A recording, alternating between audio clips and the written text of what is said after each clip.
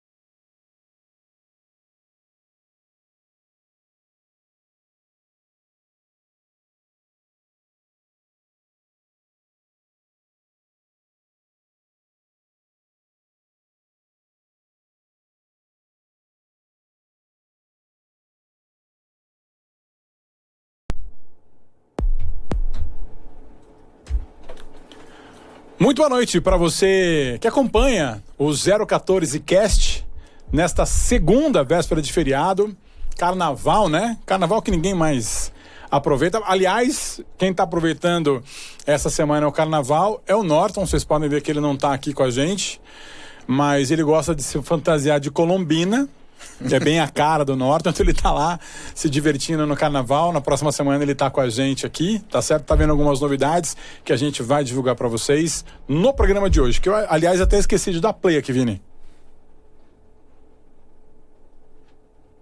Muito bem, estão vendo aqui no fundo, aliás, se quiser colocar na tela para todo mundo, enquanto eu vou explicando o que está acontecendo, tá? Você sabe que todo começo de programa a gente divulga alguém pra gente, de uma certa forma, poder ajudar, né?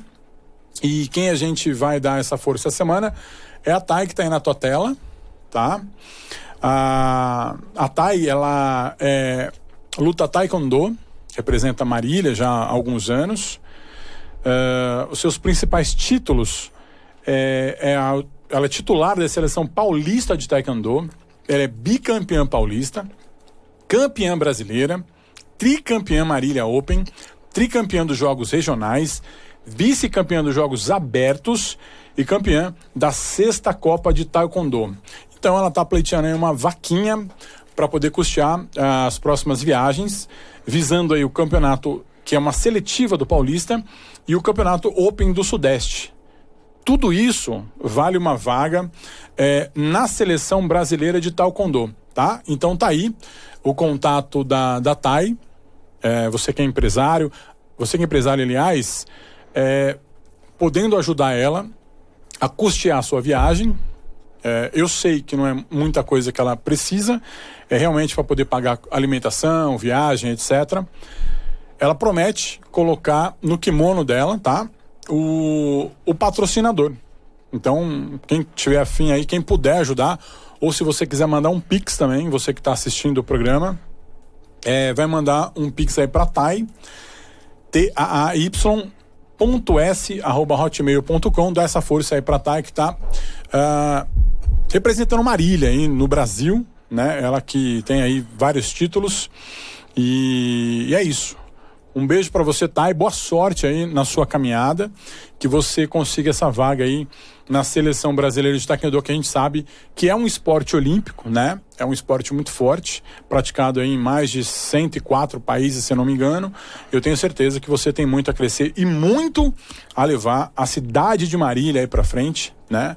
E representar a gente daquela maneira correta. Estamos aqui então na segunda edição do 014 Cast, tá? Estamos aqui recebendo aqui uma pessoa muito especial, que eu conheço há muitos anos, e hoje vem falar de empreendedorismo, vem falar de investimento, de Bitcoin, NFT, tudo que você precisa saber para ficar rico, querida. É isso mesmo.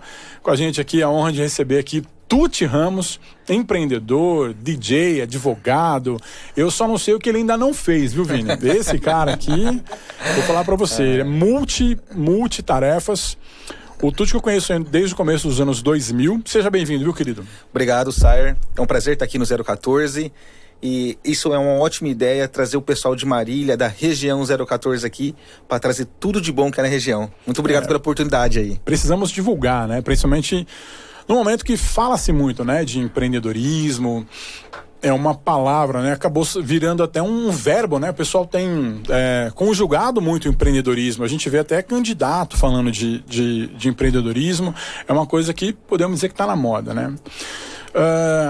Eu sei que você, antes da gente entrar no papo, né? Totalmente falando assim de empreendedorismo, de investimento, etc. Você se formou em Direito. Isso mesmo. Eu me formei em 2009 na Fundação Eurípides Univem. Você está há quantos anos agora? Tô com 34, Sayer. 34 anos. Me formei em 2009, me formei cedo com 22 anos. E com mais ou menos no terceiro ano de faculdade eu percebi que o direito não era minha praia. Mas eu tinha esse propósito de não deixar nada em aberto. Então resolvi terminar minha faculdade. Fez até o final. Fiz até o final, prestei a ordem. Mas eu não exerço, mas se eu quiser exercer, eu posso lá solicitar minha carteirinha de advogado. Mas não é... É que pagam uma mensalidade, né? É uma anuidade. Isso. E não é barato, né? Não, é um valor, para quem tá trabalhando não se torna caro, mas para ter ela só dentro da carteira não compensa. E só para falar que é advogado, e minha verdadeira paixão não é a advocacia. Você fez muita festa, né? Com certeza, Sérgio.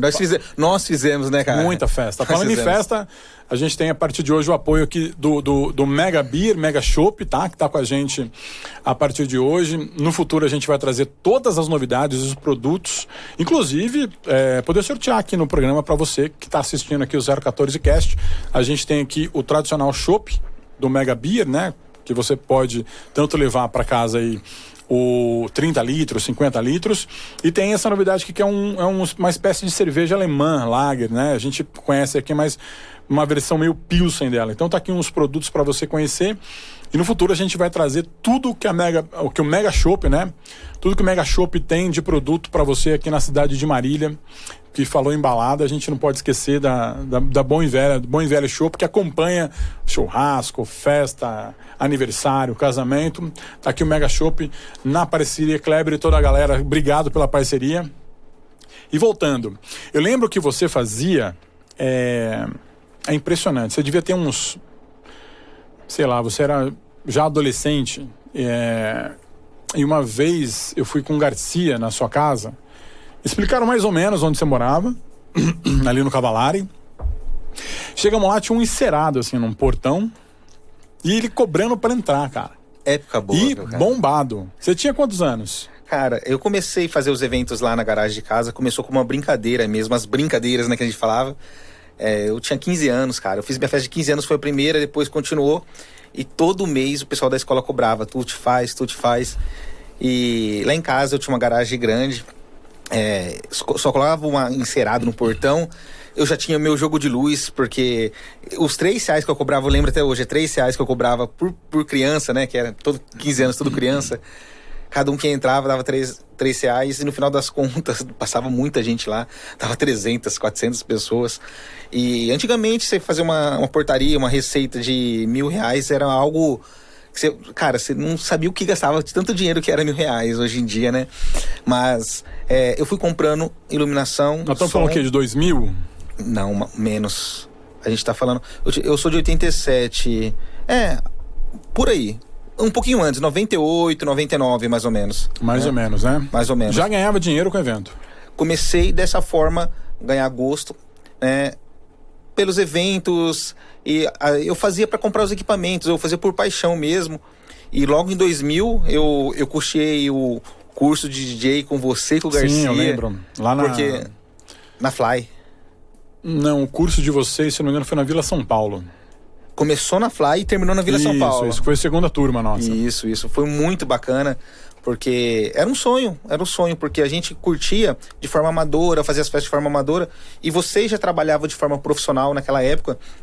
E ver tudo aquela... Entrar dentro de uma balada para um adolescente é algo excepcional. Poder ver as caixas de som, as iluminações, as viradas, os DJs, e já fazer amizade com o pessoal. Porque antigamente, sabe, vou falar um negócio, as pessoas iam por amor às festas, por amor. Hoje em dia, eu entendo que mudou um pouquinho o propósito dos adolescentes e para essas festas e tal, mas a gente ia por amor mesmo, sabe? Tanto que meu pai e minha mãe me liberava com 15 anos. Mudou a cultura da noite. Mudou a cultura, com certeza. Mudou a cultura da noite. Isso. E eu fiz o curso de DJ com você em 2000 e comecei a melhorar as festas, né? Porque as festas cada vez mais iam ficando mais profissionais, saí da minha casa. As pessoas exigiam mais qualidade. Com certeza. E comecei a alugar os salões, fiz muita festa no tênis clube, fiz shows, fiz eventos, fez show de rock. Fiz show de rock. Eu trouxe pra Marília Detonautas, For Fun, Dead Fish na época. Algumas festas que muita gente foi, era minha, o pessoal não... Ó, eu fiz a Tecnofest junto com o Teos Promolocos, Eu lembro de você ter feito também o Circuito Jovem Pan. Circuito Jovem Pan, fiz muito tempo com o Júnior. Que era na região. Isso. Eu também fiz a Blackout, que foi uma festa muito tradicional aqui em Marília, aquela festa do sinal, pulseira verde, os solteiros... Sim. Amarelo, mais ou menos, vermelho não chega. Então, essa festa fez muito sucesso, ganhei muito dinheiro com essa festa. Eu tenho a maior lotação da época da TOT. A gente colocou 2.100... Pós-Fly, 2.100 pessoas na TOT, com a festa Blackout, com uma banda chamada Nuke 3, que bombava aqui em Marília também. Era uma banda bem conhecida aqui da cidade. E foi assim que começou minha vida empreendedora, né? E é importante falar que as festas foram uma base muito interessante para mim, Saio, porque eu aprendi a assumir risco, né? Um empreendedor, ele tem que saber essa análise de risco. Tem que saber dosar. Você não pode ir muito, mas também você não pode ficar muito parado. E a festa... Mas você tomou vários pau também, né? Não foi só ganhar dinheiro. Caramba. Nós tomamos. Nós fizemos vários eventos que você era meu sócio nos eventos e isso é muito bom também, porque você entende, quando você leva um prejuízo numa festa, tem um próximo dia. As coisas vão acontecer. Você aprende também, além de assumir uma análise de risco, com os eventos você também aprende que você pode recuperar no próximo que você perdeu nesse. E a vida é assim. Por mais investimento é assim, porque se a gente for fazer uma comparação de festa com o mercado financeiro, a festa também existem os variáveis. Com certeza. Chuva, atrapalha evento, né? Às vezes, exigência do artista atrapalha evento. A burocrática, porque a gente passou por vários governos e cada um exigia uma coisa diferente, né? E eu lembro que você foi muito importante nos nossos eventos no sentido burocrático, porque você, se eu não me engano, o teu TCC foi relacionado a ECAD. Isso.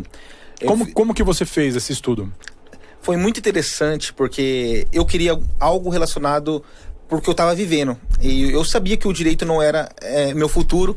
E eu quis trazer um pouquinho do meu TCC para porque eu ia fazer no futuro, entendeu? Que era a música, era o que me chamava a atenção. Então, o meu tema no TCC foi direito autoral na música. Engraçado que quando eu comecei a pesquisar isso, eu fiz o TCC sozinho, porque nenhum professor tinha, como que eu posso falar, especialização nesse sentido. Era uma coisa muito especializada e nenhum professor falava, Tuti, ó, o que você está trazendo de material pra gente é novo. Tanto que meu TCC, eu tenho orgulho de falar, foi nota 10. E você foi atrás da fonte, né? Que era a pessoa responsável. Isso. Porque assim, eu lembro que existia... Tomar cuidado com o que eu vou falar, porque isso pode criar algum problema aí na frente. Ainda mais falando com a advogada. Mas eu lembro que era meio que mãe de Ná, ou meio Chico Xavier, assim, né? Porque, tipo assim, você chegava lá, tô fazendo evento. Então dependia de como a pessoa te encarava, se você estava bem vestido, ou o lugar que você ia fazer a festa. O humor da pessoa também, né? O humor da pessoa podia ser R$100, podia ser R$1.000. De ECAD, isso mesmo. Não era isso? Teve uma pessoa aí que ele foi bem mal intencionado. E mais do que isso, o ECAD, ele passou por um processo de estruturação e no começo ele estava entregue a pequenos escritórios que não davam o devido respeito ao ECAD, aos músicos, aos direitos autorais, e acabam fazendo de qualquer maneira. E muitos desses escritórios eles faziam caixa 2, recolhiam por parte, não repassavam pro ECAD. Foi descoberto muitos processos. Porque ele anda mais ou menos junto com...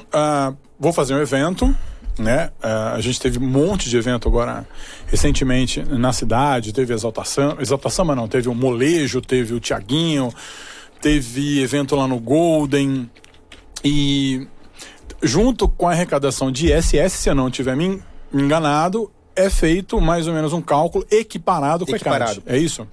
O ECAD era algo em torno de 10% quando eu fazia evento, não sei quanto está hoje. Também não tenho noção. Né? Mas o ISS era metade disso, era 5% a taxa da prefeitura mais ISS. Então, a gente tentava falar, ó, quantas pessoas vai dar no seu evento? Se der muito é 300, mas... Esperando 1.500. Esperando 4.000, se bombasse. Mas é muito interessante falar que tudo foi preparado para... Parece que Deus prepara as pessoas para o propósito que ela tem na vida, né? Para o empreendedorismo, para as coisas. E os eventos, até minha formação... eu achei que eu não ia usar minha faculdade para nada, mas eu usei muito ela. Apesar de não advogar, a gente precisou muito dela nos eventos, na parte burocrática, para conseguir, às vezes, desalinhar alguma coisa. Era uma tranquilidade. Com certeza, com certeza. E uma coisa que eu falo para quem tá ouvindo, para quem... Nada é perdido de conhecimento. Se você começou a faculdade, termine essa faculdade. Você não sabe do futuro, quando você vai poder usar... Como você vai usar? Tem pessoas que deixam os projetos sair de lado. Começa um projeto aqui, abandona lá. Começa outro aqui. Agora eu vou de administração, depois direito. Agora eu vou ser youtuber, para sair da medicina para gastronomia. Isso. E não que é errado trocar. Às vezes você precisa dar uma virada de mesa, não estou falando isso. Mas se você começou um projeto, tenta levar até o final. Até ter uma vírgula ou um ponto final, para você entender o que isso fez valor na sua vida. Porque tudo é valor na vida da gente. Tudo é valor. Bom, depois você passa para ter uma empresa de eventos. Isso, que durou um bom tempo. Eu lembro que a gente tinha uma boa agenda, a gente tinha funcionários, né? Tinha uma estrutura interessante, só que assim, você enxergou em 2013, na virada de 2012 para 2013, que o mercado já não estava mais aquecido. Na verdade, Sayer, antes... Você estava incomodado, eu lembro. Na verdade, antes disso, o que acontece? Eu passei por uma experiência, eu tive uma transportadora, tive 4 caminhões e não rolou muito bem. Tinha muito custo? Não, essa minha experiência trouxe um pouquinho da verdade do mercado. As pessoas que eu trabalhei, eu fui muito enganado, eu fui muito roubado por pessoas que estavam ao meu redor. E me trouxe uma certa sabedoria da vida, coisa que hoje eu também trago, é muito importante. Eu falo que foi o meu pior momento de trabalhar foi na transportadora. Entendi. Porque eu tinha 4 caminhões e eu não conseguia ter uma noite de sono tranquila, com medo de quebrar, roubar. E a gente vê as condições desse povo na rodovia, o quanto é difícil trabalhar, o quanto é difícil mexer com transporte naquela época. Isso eu tô falando algo em torno de 2010, 2011. Imagine hoje, com o preço que tá, o custo que tá o combustível. Verdade. Então, eu caí na real naquele momento. E foi naquele momento que eu chamei você para a gente entrar naquela sociedade da TS Produtora. E eu utilizei 2 caminhões nossos para estar colocando nossos equipamentos, para estar podendo fazer a estrutura das festas. E eu acho que durante 3 anos a gente reinou aqui em Marília. A gente tinha média de 8 festas no final de semana. Sim. Eu fazia 2, você fazia 2, nós colocava outros 2 DJs. A gente chegou a ter 2 caminhões lotados de equipamento. E eu acredito, Sar, que a vida é feita de ciclos. E eu entendi... uma viagem que a gente fez para São Carlos. Eu lembro que você tinha vontade de mudar de ramo.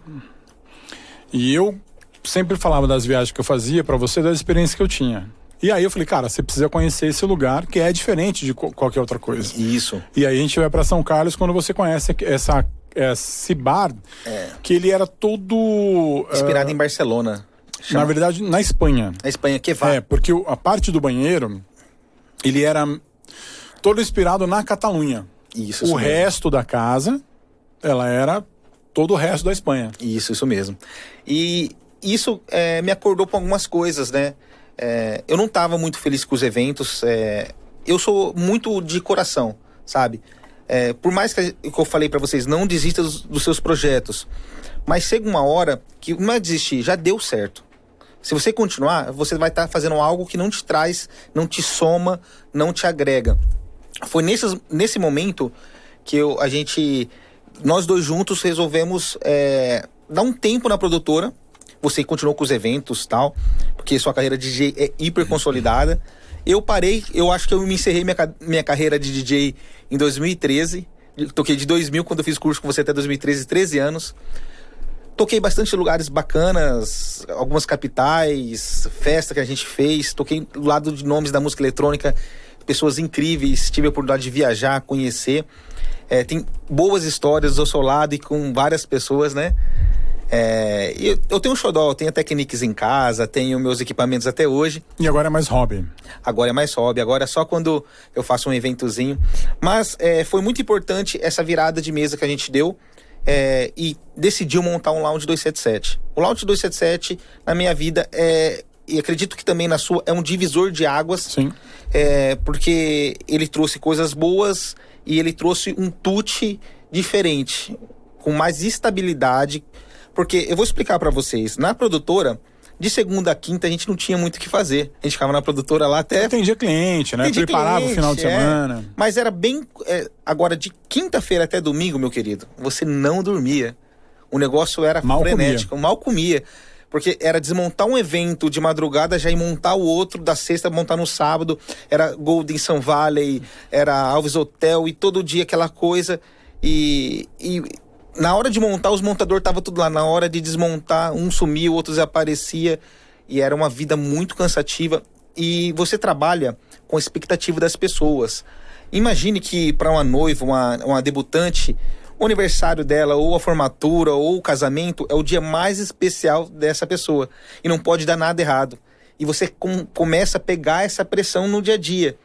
E às vezes não é todo dia que dá certo. Sim. Às vezes queima a potência, queima a iluminação.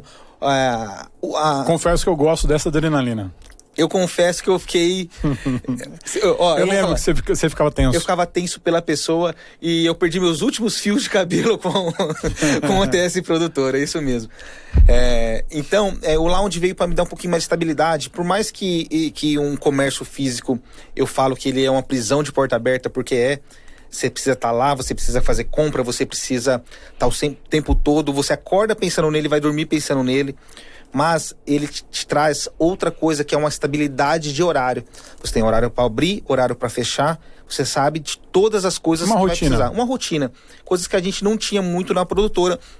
E naquele momento, eu senti que o mercado das festas estava ficando um pouquinho defasado. Por quê? Eu acho que pela abertura da China em produzir equipamentos eletrônicos... Barateou, né? Barateou. Teve acesso a muitas pessoas estar comprando. E essa pessoa compra equipamento, quer fazer festa e acaba, sem profissionalismo, jogando o preço do audiovisual lá embaixo, do DJ. Lei da oferta e da procura. Isso acho que toda profissão tem. E muitas vezes a gente, com a nossa bagagem, que não era pouca, ia fechar um evento, cobrava 3, 4, 5 mil, chegava uma pessoa falando que fazia o mesmo serviço por 1.500, por 1.200, por R$1.000. E o duro, a pessoa contratava essa pessoa e depois se arrependia e ia falar: Tuti, me arrependi de não ter fechado com você e com o Sar. Então, isso aconteceu diversas vezes, né? Então, eu senti que esse era o momento da gente dar um upgrade nos nossos negócios, mudar mesmo. E o Lounge 277 é sucesso até hoje. Quem é de Marília, quem é jovem, provavelmente conhece o Lounge 277. E quem não tem a oportunidade agora de pedir o delivery. Olha eu fazendo minha fezinha aqui, né? Fazendo o delivery. Então, se você não gosta muito de um bar animado, um bar balada, você tem a possibilidade de pedir o lounge na sua casa com o delivery. E isso, muita coisa que aconteceu, eu vou falar pra você. O lounge me trouxe uma comodidade muito grande, porque sempre foi sucesso, Sar. E mais do que isso, trouxe uma estabilidade pra gente poder trabalhar. Mas eu falo uma coisa, pro empreendedor, a pior zona que ele pode estar é a comodidade. Zona de conforto. Zona de conforto. A Maíra falou que na semana passada, né? Isso. A zona de conforto é onde você tem que sair dela. E o lounge me deu uma zona de conforto. E até um certo momento eu tava nessa zona de conforto e tava uma situação tranquila, porque a gente conquistou algumas coisas, pessoal, financeiro, e existe um momento na vida da gente que, se a gente não mudar, a vida muda. E eu acho que esse momento que me tirou da zona de conforto se chama coronavírus, cara. Mas assim, mesmo com coronavírus, mesmo com lounge, você nunca ficou tranquilo totalmente, né? Porque você sempre fez algumas outras coisas. Eu lembro de você viajar para Campinas, viajar para São Paulo, para Jundiaí, buscar investimento. Você sempre correu atrás de ser um investidor, ou de virar um investidor, de virar um empreendedor. Você buscou outras coisas e, no fim das contas, você se envolveu com alguns investimentos. Com certeza. Como que foi essa trajetória? Porque eu lembro que eu estava lá no bar, eu estava em algum evento e a gente falava, né, dessas coisas, ou de política, etc., mas você sempre correu atrás desse outro lado. Sar, basicamente, as coisas vão acontecendo e a gente vai entendendo como elas acontecem. Primeiramente, você tem um negócio físico, um estabelecimento. Se você quiser dobrar seu faturamento, você tem que abrir 2 estabelecimentos físicos. Ele não é escalável, que a gente chama. E se você abrir 2 estabelecimentos, provavelmente você vai trabalhar 2 vezes mais e ter 2 vezes mais preocupação. Então, se você abrir 3, isso é uma mecânica. Então, você tem que desenvolver um sistema, um mecanismo. Isso eu não entendia. Eu achava que eu poderia ter um bar, um restaurante, um suco, um açaí, um posto de gasolina e trabalhar em todos e ser... Tudo ao mesmo tempo agora. E ser o atacante em todos e ser o goleiro em todos e as coisas começam a dar errado, você entende que isso não é possível. O empreendedorismo é muito mais do que isso. Você precisa ter equipe, você precisa ter treinamento, você precisa ter sistema. As coisas precisam acontecer com você e sem você.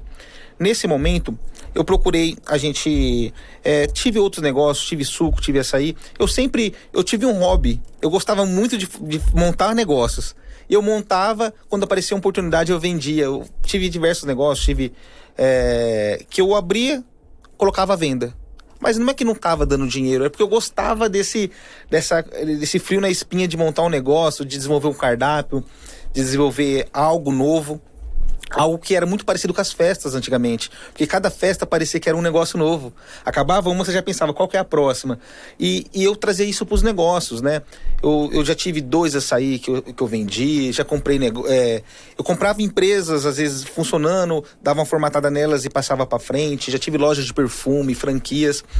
E uma coisa que me trouxe muito me despertou pro estudo do empreendedorismo, pro estudo de tudo que está acontecendo, foi o marketing multinível.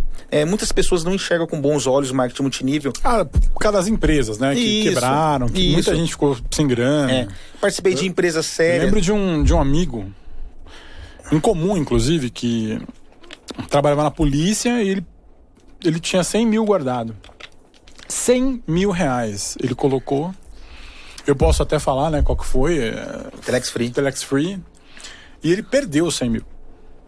Com certeza. Perdeu 100 mil. Mas eu entrei nas empresas... que a gente tem que separar o joio do trigo. Na minha opinião, empresas que nem a Telex Free, a Bibom, não são marketing multiníveis. Eles são esquema Ponzi, pirâmides. Pirâmide. Isso. E eu trabalhei em marketing multinível verdadeiro, que Up Essência, Rinode, na época Ares. Me tornei diamante em alguma dessas empresas. E como diamante, eu tinha treinamento, eu tinha palestras que eu assistia, treinamentos. Isso foi abrindo os meus olhos, porque muita coisa que eu assimilava para o marketing multinível, eu usava para o empreendedorismo em geral, tá? Então o marketing multinível foi um divisor de águas, porque ele te dá muito conteúdo. Foi uma escola. Foi uma escola, ele te dá livros, ele te dá conteúdo, ele te dá treinamento, e você pode usar esse conteúdo em diversas partes, não só no marketing. Eu tive a oportunidade de aprender a falar melhor com marketing multinível, porque imagine, você está numa sala, num hotel com 100, 200, 300 pessoas, tendo que vender um produto para essa pessoa, tendo que fazer uma palestra, e você tem que falar, você tem que desenvolver, é você e o povo. E você sabe o quanto eu já fui envergonhado para falar. Sim. Né? Você acompanhou esse meu crescimento e muitas vezes eu travava na hora de falar. Como chamava aquela empresa de perfume? Que nós fomos no Mato Grosso, a gente viajou. A gente foi pela Ares. Não era Ares. Up Essência? Up Essência. Up Essência. A Up Essência era bacana, porque eu ganhei dinheiro com a Up. Com certeza. Então, o marketing multinível... E a qualidade dos produtos era bacana. O marketing multinível é uma coisa muito interessante. E hoje as pessoas... vou te chamar para uma reunião, o pessoal já corre, né? Tá assim, desse jeito hoje. Mas é muito interessante como eu almoço todos os dias, faço minha refeição numa empresa de marketing multinível, que se chama Herbalife. Eu, hoje, em janeiro, eu completei 2 anos comendo alimentação no Espaço Vida Saudável. Então, eu não só vivi um tempo de marketing multinível, como eu consumo produtos do marketing multinível, porque tem uma qualidade muito boa. É que assim, nos Estados Unidos eu lembro de uma empresa que chegou a patrocinar, inclusive, a NBA, no final dos anos 80, começo dos anos 90, chamava Amway. Foi uma das maiores. A Amway, você trabalhava com ela no teu bairro nos Estados Unidos.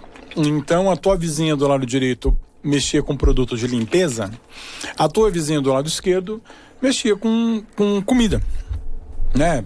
Salgadinho, French fries, essas coisas. Então, todo mundo consumia os produtos da Amway. Eu não sei o que aconteceu com a Amway, mas eu lembro que a gente parava para assistir os jogos na Bandeirantes, né? Que era quem comandava, né, a NBA no Brasil, e a gente via lá a marca. E ela vem para o Brasil numa época, eu cheguei a conhecer, cheguei a consumir o produto, mas eu não desenvolvi o marketing multinível. Mas já era algo que em outros lugares funciona sem essa mancha, né, que ficou aqui no Brasil por causa de algumas empresas. Agora, antes da gente falar de Bitcoin, antes de falar de empreendedorismo, as coisas que você vê aqui realmente para desenvolver, também às vezes acontece os erros estratégicos, né? Ou os erros do próprio empresário. E talvez um erro que era muito difícil, né, de ter, porque o lounge sempre foi muito presente com as pessoas. Então, as pessoas gostavam muito de estar no lounge. E talvez não ter o delivery numa época muito frágil da economia mundial, que foi a época do Covid, né? Foi preponderante, né, para um momento muito delicado, né, do lounge. Sar, eu acho que não só do lounge, mas de... várias empresas. Todos os comerciantes acordaram no dia 20 de março de 2020, nunca vou esquecer esse dia na minha vida. Falou, o que eu vou fazer? Funcionário para pagar, folha de pagamento para pagar, aluguel para pagar. Eu não posso abrir, eu não sei se eu vou estar vivo o mês que vem. Pois é. Era essa a realidade daquele momento. E eu vou falar para vocês que nesse momento separou os homens dos meninos, tá? Nesse momento muitas pessoas se desesperaram, com razão. E só para dar um gancho no assunto mais para frente, nesse dia o Bitcoin bateu $3.000. Caiu de quase $25 mil para 3 mil, porque o mundo estava de cabeça para baixo. A gente nunca tinha vivido, a nossa geração nunca tinha vivido um dia como aquele que foi declarado uma pandemia mundial, falando que ia morrer muitas pessoas e ninguém sabia a quantidade, quem seria, se todo mundo iria morrer. Eu esperava que ia ser um mês e tava tudo certo. Eu também esperava no começo ia ser pouco tempo fechado, mas foi me assustando e Sar, eu procuro sempre fugir do efeito manada. É uma coisa que o empresário tem que fazer. Se ele vai no efeito manada, ele acaba se estrepando, como dizem. Aquela coisa de você olhar para o quadro de um outro ângulo. Quando você olha o quadro muito próximo, você não vê os detalhes. Quando você dá um passinho para trás, você consegue enxergar o quadro todo. Os detalhes. Bem mais do que isso, porque se todo mundo está indo para um lado, a probabilidade de algo dar errado naquilo lá é muito grande. E eu senti que aquele momento era o momento da gente dar uma parada no nosso dia a dia e pensar no que a gente deveria fazer. Eu lembro que eu consultei a cidade, todos os bares, restaurantes, todo mundo do setor de alimentação. E todo mundo se ajudou, né? Logo no começo partiu pro delivery. Mas se todo mundo partiu pro delivery, não teve a preparação adequada para isso, concorda? E todo mundo oferecia serviço, não tinha motoboy, não tinha isso, não tinha aquilo, as pessoas estavam apavoradas. E nesse momento, muitas pessoas desistiram na primeira, segunda, terceira semana, desistiram do delivery, porque sentiram que era uma coisa muito difícil. Porque as pessoas estavam apavoradas, estavam até querendo que a gente limpasse a embalagem com álcool, ó, essa embalagem foi esterilizada. Tava, digamos, uma paranoia. Sim. Ninguém sabia o certo e errado do que seria a pandemia. E muitos empresários, muitos bares, colocaram o delivery ao preço do cardápio. Sendo que o cardápio é caro porque você está vendendo entretenimento, você está vendendo... E quando a pessoa pede um delivery na casa dela, ela quer comida boa, de qualidade, a um tamanho bom para sustentar você e sua família. Sim. Isso é a alma do delivery, tá? E as pessoas não entenderam isso. Eu vi bar colocar no delivery porção de quibe, a mesma quantidade que serve num petisco, e achar que isso ia salvar o empreendimento deles. Salvar sim, né? Mas manter. Mas isso não aconteceu. Ele gerou outro gasto, porque ele tinha que manter a cozinheira, manter o motoboy, manter tudo. E muitas pessoas fecharam. Foi nesse momento que eu, fugindo do efeito manada, a hora que eu vi que muitas pessoas fecharam o delivery e teve uma, digamos assim, sobrou clientes. E eu vi as pessoas que estavam abertas, as pizzarias, os bares que estavam servindo, as lanchonetes, estavam bombando de pedido para retirar. E estava tudo fechado. Foi nesse momento, que já fazia 2 meses que a gente estava fechado lá, onde que eu falei, agora a gente vai fazer as nossas comidas, as nossas pás de comida, né? E que no começo não foi fácil, né? Não foi, porque imagina, Sar, que a gente sabia lidar com o cliente na casa. Mas lidar com o cliente no telefone com fome, parece que eles ficam muito mais agressivos, cara. O ser humano com fome, geralmente ela fica mais agressiva, né? E nesse momento, a gente teve essa percepção que a gente deveria migrar para o delivery. E foi muito importante essa pausa no físico para poder fazer o delivery, porque se tivesse o físico rolando, a gente não ia ter oportunidade de colocar o delivery de forma nenhuma. Porque é 2 formas de trabalhar diferente, a gente teve que aprender a trabalhar de outra forma. E depois, em julho, quando começou a reabrir, a gente colocou as 2 formas para trabalhar junto, que foi outro desafio. Porque foi uma readaptação. Com certeza, porque o lounge sempre foi sucesso, sempre casa cheia. E a gente já tinha uma clientela no delivery quando voltou, e a gente teve que aumentar a cozinha, aumentar a fritadeira, aumentar a chapa. Agora a gente não tinha só o garçom, tinha o barman, tinha os motoqueiros, entregador. Tudo isso dividido no mesmo espaço que os clientes. Então a gente teve que aprender a trabalhar, desenvolver o nosso próprio sistema, que cada empresa tem seu sistema próprio, a gente desenvolveu o nosso próprio sistema. E eu acho que por isso que eu falo que toda crise... Não vou falar que o coronavírus foi bom, de forma nenhuma. Não sou... Mas fez acordar muita gente, porque existem várias formas de ganhar dinheiro. Um negócio, às vezes você pode trazer N vertentes desse mesmo negócio e continuar aberto. E as pessoas tiveram que se inventar. Lojas físicas desenvolveram o site. Hoje estão vendendo mais no site que na loja física. Então, as pessoas migraram. Eu tenho um colega que eu conversei essa semana, ele na pandemia, ele vende peça para chuveiro.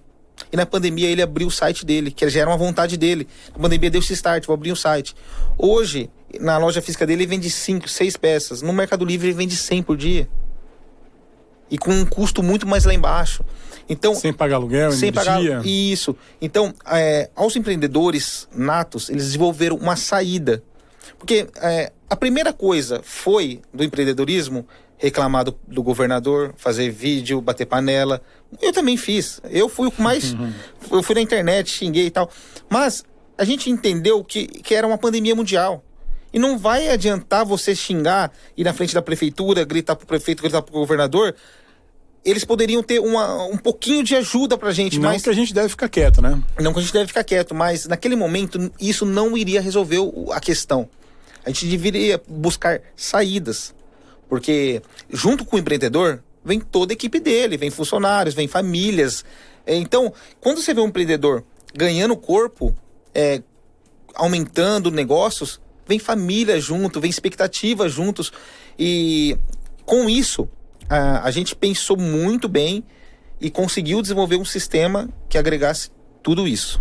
Você falou da Covid, que teve toda essa mudança, podemos dizer, mundial, e agora as notícias que vêm lá de fora são muito preocupantes. A gente tem... eu sou um cara que eu lembro de 90, de eu chegar em casa, ligar a TV e acompanhar lá aquela guerra no Iraque, a invasão americana e tal. Por mais que fosse contra o Saddam Hussein, é uma guerra, né? Então a gente vê com uma preocupação, a gente pensa nos filhos, né? A gente fica preocupado e é uma coisa que o que está acontecendo hoje pode mudar o mundo como a gente conhece. Assim como a pandemia. Exatamente, pode. A pandemia fez isso, mas uma guerra, ela é um pouco... Tudo bem, que pós-guerra a gente teve alguns avanços tecnológicos, mas essa guerra é um pouco mais perigosa, né? Porque a gente está falando de monstros, né? É mais ou menos assim, vou fazer uma analogia. Numa guerra de 2 grandes elefantes, quem sofre é a grama. E a grama, querido, somos nós.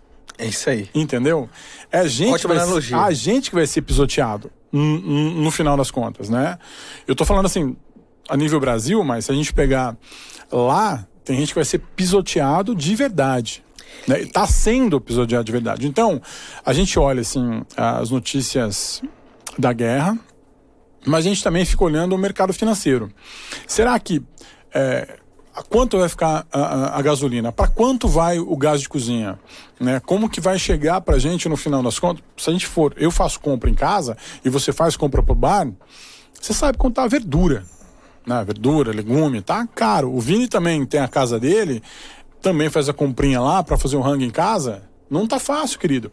E aí a gente olha, né, o mercado financeiro que oscilou antes agora de quarta, quinta-feira da semana passada e até hoje, na segunda-feira de carnaval, a gente tem acompanhado as notícias e o negócio tá difícil, tá?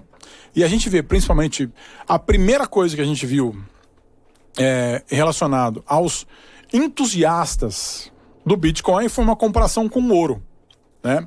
Que o ouro é mais palpável, né? E o Bitcoin, eu lembro de ter reagido um pouquinho e tal. Como é que você... Porque assim, nos grupos que eu participo, o pessoal fala muito, né, de Bitcoin, de NFT, etc. Até porque o NFT, ele tá aí na crista da onda até por causa do Neymar, tá todo mundo investindo, etc., colocando dinheirinho. Como que você vê essa variação do Bitcoin? Como que você enxerga as pessoas que são entusiastas e do outro lado as pessoas que criticam? Sire, primeiramente... O Bitcoin entrou na minha vida de uma maneira que eu não estava esperando. Foi no momento da pandemia, eu tinha 24 horas por dia lá em casa sem fazer nada. Cansei de ver série na TV. E a gente que costuma ter o tempo ocupado, eu procurei falar o que está acontecendo no mundo, o que as pessoas estão investindo, como elas estão ganhando dinheiro. Eu falo, sabe qual é o modo brasileiro? O modo brasileiro é quando você abre o Google e vê que a maior pesquisa do brasileiro é a nova música da Anitta. Nada contra a música da Anitta, mas a maior pesquisa do brasileiro deveria como ganhar dinheiro. E eu tinha esse tempo vago, eu resolvi fazer essa pesquisa, como ganhar dinheiro. Você foi no Google e escreveu como ganhar dinheiro? É isso? Como ganhar dinheiro. Assim, basicamente isso. É isso mesmo, isso mesmo. Como ganhar dinheiro com a internet, como ganhar dinheiro. Então o que acontece? Essa deveria ser as maiores buscas. É onde a criatividade do empreendedor fala mais alto. E eu tava vendo que a cada 10 milionários, 5 deles saíam de um negócio chamado criptomoeda. É isso que eu ia perguntar para você. O que é uma criptomoeda? Vamos lá. O que é um Bitcoin? O Bitcoin é a criptomoeda mãe, ela é a primeira criptomoeda. A tecnologia dela é uma tecnologia blockchain. Agora eu vou tentar falar de forma simplificada, porque eu gosto de simplificar. Geralmente, quando você tinha uma música no seu arquivo e você queria mandar para essa pessoa essa mesma música, você fazia uma cópia e mandava para a pessoa. Você tinha a música e a pessoa também. Então, esse era o maior desafio em fazer um dinheiro digital. Um dinheiro que você mandasse para outro lugar, mas não ficasse a cópia com você. Ou quando você manda um dinheiro de um ponto para o outro, o dinheiro saía daqui e mandava para lá. E tudo que era digital, um arquivo ele copiava, mas ele não saía de um lugar e ia para o outro. Você não perdia a propriedade dele. Então, nesse momento, era o principal desafio em criar uma moeda digital. O blockchain veio para resolver isso através de criptografia. Por isso é criptomoeda, vem de criptografia. O Bitcoin nasce quando? O Bitcoin nasce em 2009 com um artigo publicado por Satoshi Nakamoto, tá? Engraçado que ninguém sabe quem realmente é Satoshi Nakamoto. Se é uma empresa... Se é uma pessoa... Se é uma pessoa, se é um alien. Se é um grupo. Já chegaram a falar que ele é um alien, que trouxe essa tecnologia pra gente, olha. Então, o que acontece? Satoshi Nakamoto tem uma carteira de Bitcoin do Satoshi Nakamoto e ele desenvolveu uma transferência... Eu queria falar a verdade, eu sou o Satoshi Nakamoto. Japonês você é, Igor. Então, o que acontece? Satoshi Nakamoto trouxe nesse artigo essa nova tecnologia chamada blockchain. O que é o blockchain? É simples, é um caderno de anotações, é um livro-caixa, tá? Um livro-caixa onde ele coloca: esse Bitcoin era do Tuti, não pertence mais ao Tuti, agora pertence ao Sayer, que não pertence mais ao Sayer, depois vendeu pro Vini. Então, uma vez que eu vendi para você, eu não tenho mais a cópia desse Bitcoin. E o blockchain, ele consegue deixar o lastro de onde saiu, para onde foi, através do livro-caixa. É que nem você pegar o livro-caixa da empresa e ficar vendo para onde foi, entrou aqui, saiu aqui, paguei tal conta, tal. O blockchain faz a mesma coisa através dos blocos. O bloco A nomeia o bloco B, que nomeia o bloco C, tá? E nesse momento, ele conseguiu desenvolver uma forma descentralizada. Por que descentralizada? Ele não precisava de um servidor só para fazer isso tudo acontecer. Ele podia fazer através de vários servidores essa conta matemática que hoje a gente chama de mineração. Sim. Mineração de Bitcoin. Tem, aqui perto, né, tem um pessoal que faz essa mineração. Pompeia, se eu não me engano. Tem uma empresa que faz mineração aqui perto? Então, aqui no Brasil, SAR, não é muito rentável por causa dos custos de energia, né? A mineração exclusivamente... Tem mais essa ainda? Tem. Alguns países que têm o custo de energia mais barato, tipo o Paraguai, estão recebendo pools, fazendas de minerações de criptomoedas adoidado. Enquanto que a gente, por causa do nosso custo de energia, não conseguimos fazer de forma legal. Existem muitas... empresas clandestinas que fazem de forma errada, fazem gato de energia para estar podendo fazer isso, e a polícia vem desbancando muito delas, porque é errado você minerar com dinheiro de toda a sociedade. Sim. E o Bitcoin veio para trazer uma nova ordem de parte econômica. Sabe, imagina, me fala agora 5 empresas que são milionárias, são as empresas mais ricas do mundo. Qual que você lembra? O Windows, né? Do Bill Gates. A gente tem o do Tesla. Tesla, do Elon Musk. Do Elon Musk. A gente tem até os brasileiros estão na... Jeff Bezos, tem o da Amazon. O meu amigo do Facebook. É isso aí. Ó, a gente falou quase de 5 empresas. Todas essas empresas foram possíveis se tornar empresas ricas e famosas por causa do quê? Da internet, pelo advento da internet. Sem internet, provavelmente não teria essas empresas que você falou. Então, sem internet, a gente não teria as empresas mais ricas do mundo. Tá bom? O que a internet é? É um protocolo. A internet começou como um protocolo de troca de dados, assim como o Bitcoin. Sim. Tá? E o protocolo chama TCP/IP. É um protocolo de troca de dados. A gente falou de guerra, não falou? Sim. A internet começou na guerra, para levar informação do lado A pro lado B, sem que o outro lado da guerra saiba.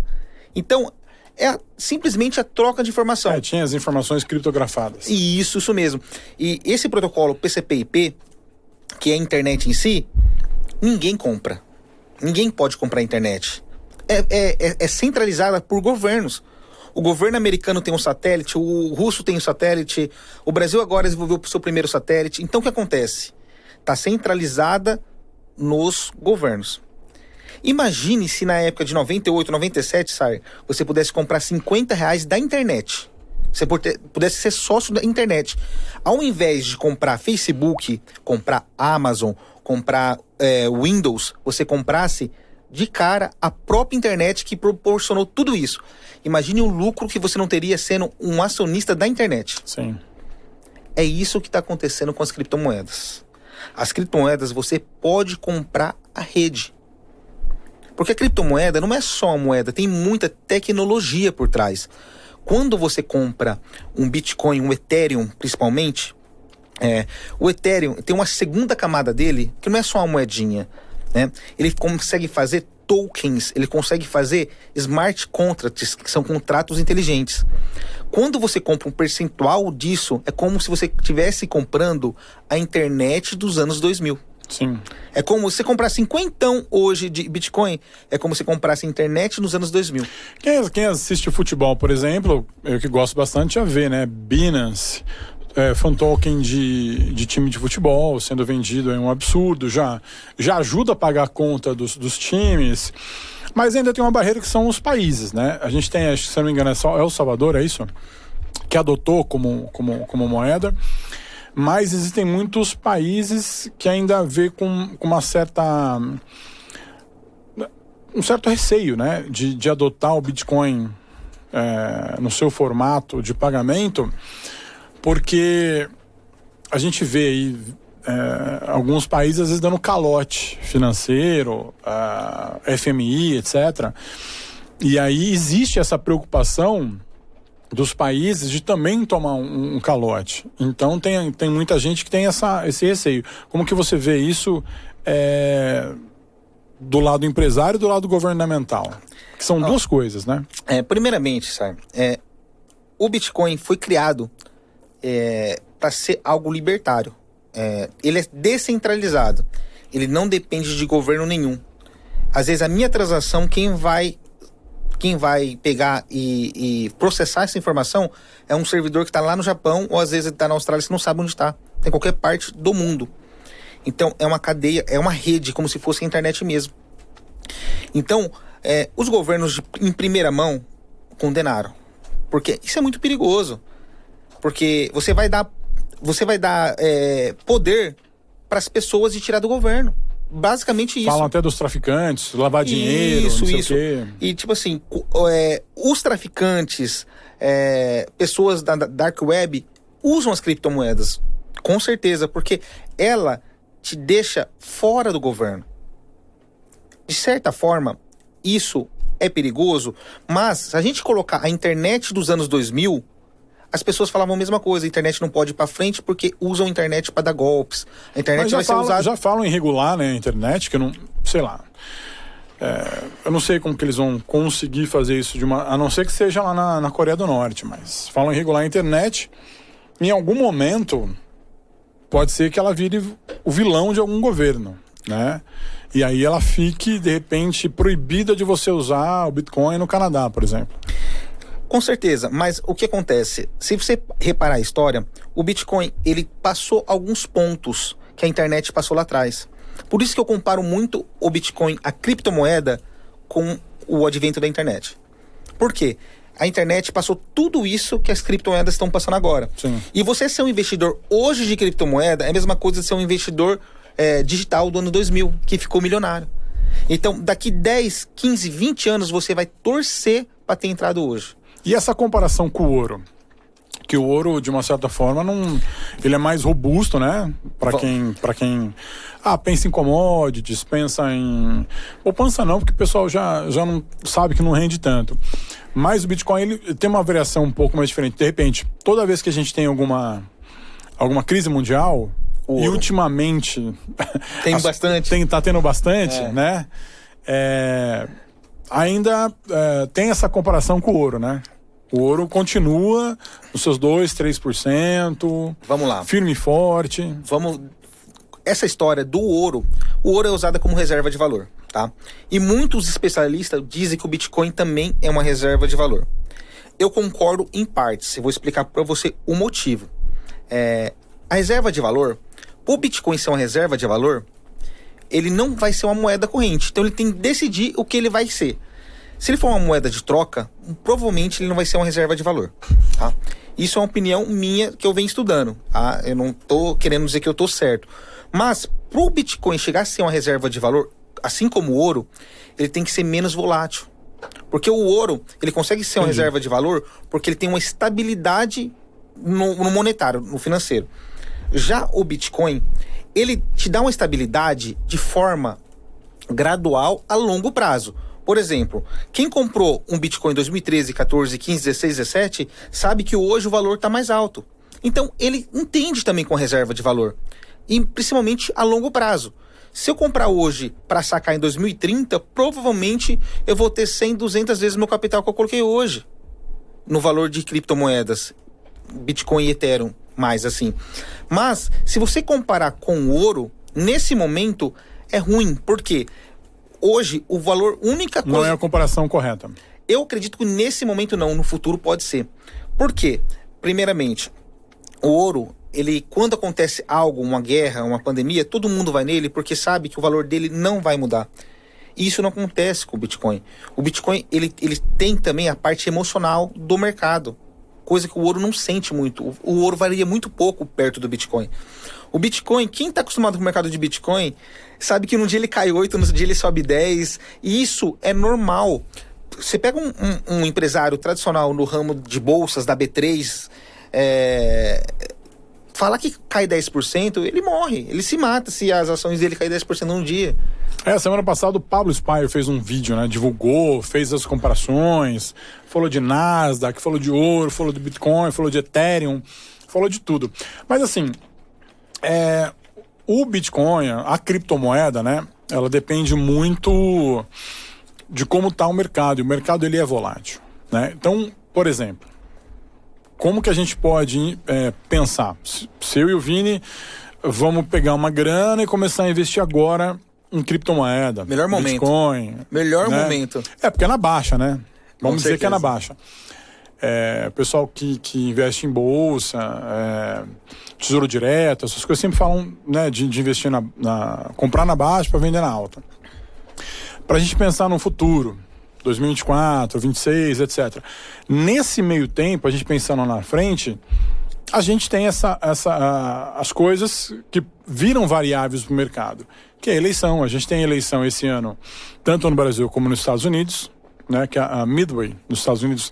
A gente tem alguns cargos que vão ser eleitos agora. Estou falando dos Estados Unidos, gente, porque influencia... A economia global. Basicamente no que acontece no mundo, né? Óbvio que a guerra que a gente está assistindo também está tendo o seu peso, e forte. A gente vem sentindo isso, inclusive, nas notícias relacionadas à economia.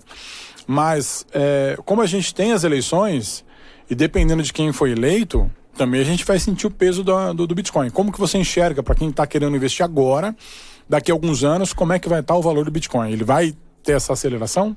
Sabe, o Bitcoin é feito de ciclos. Assim como tem eleições há 4 anos, assim como tem inverno, verão, outono e primavera, a gente costuma observar o que aconteceu com o Bitcoin lá atrás para poder entender o que vai acontecer no Bitcoin lá na frente, tá? O Bitcoin, ele passou por algumas altas de mercado em 2013, ou seja, 4 anos após o início em 2009. 2013 foi o primeiro. Depois, 2017, teve outro ciclo de alta. E ano passado, 2021, teve um mega ciclo de alta. Muitas pessoas ficaram milionárias com criptomoedas. Se a gente for seguir essa tendência, o próximo ciclo de alta é 2024, 2025. E o outro próximo ciclo de alta seria 2028, 2029. Porque sempre foi nessa virada. Nesse inteirinho. Então é de 4 em 4 anos. Aí falar, mas por que isso acontece de 4 em 4 anos? Porque existe o tal do halving no Bitcoin. O halving do Bitcoin é que... O que é o halving? Halving do Bitcoin, vamos lá. Ele se torna mais raro em 4 anos. A dificuldade da mineração, ela dobra de 4 em 4 anos. Ou seja, se um servidor minerava um Bitcoin, vai precisar de 2 servidores agora para minerar o mesmo Bitcoin. E você sabe, é a lei da oferta e da procura. Se algo se torna mais raro, o preço dele tende a subir.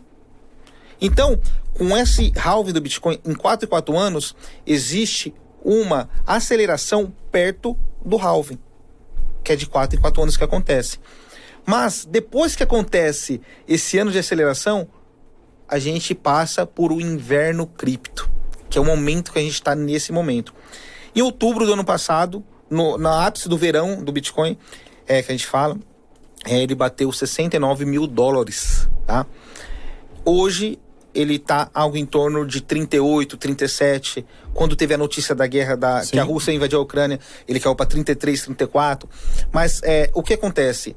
A gente vai passar um ano não tão bacana no preço do Bitcoin e das criptomoedas.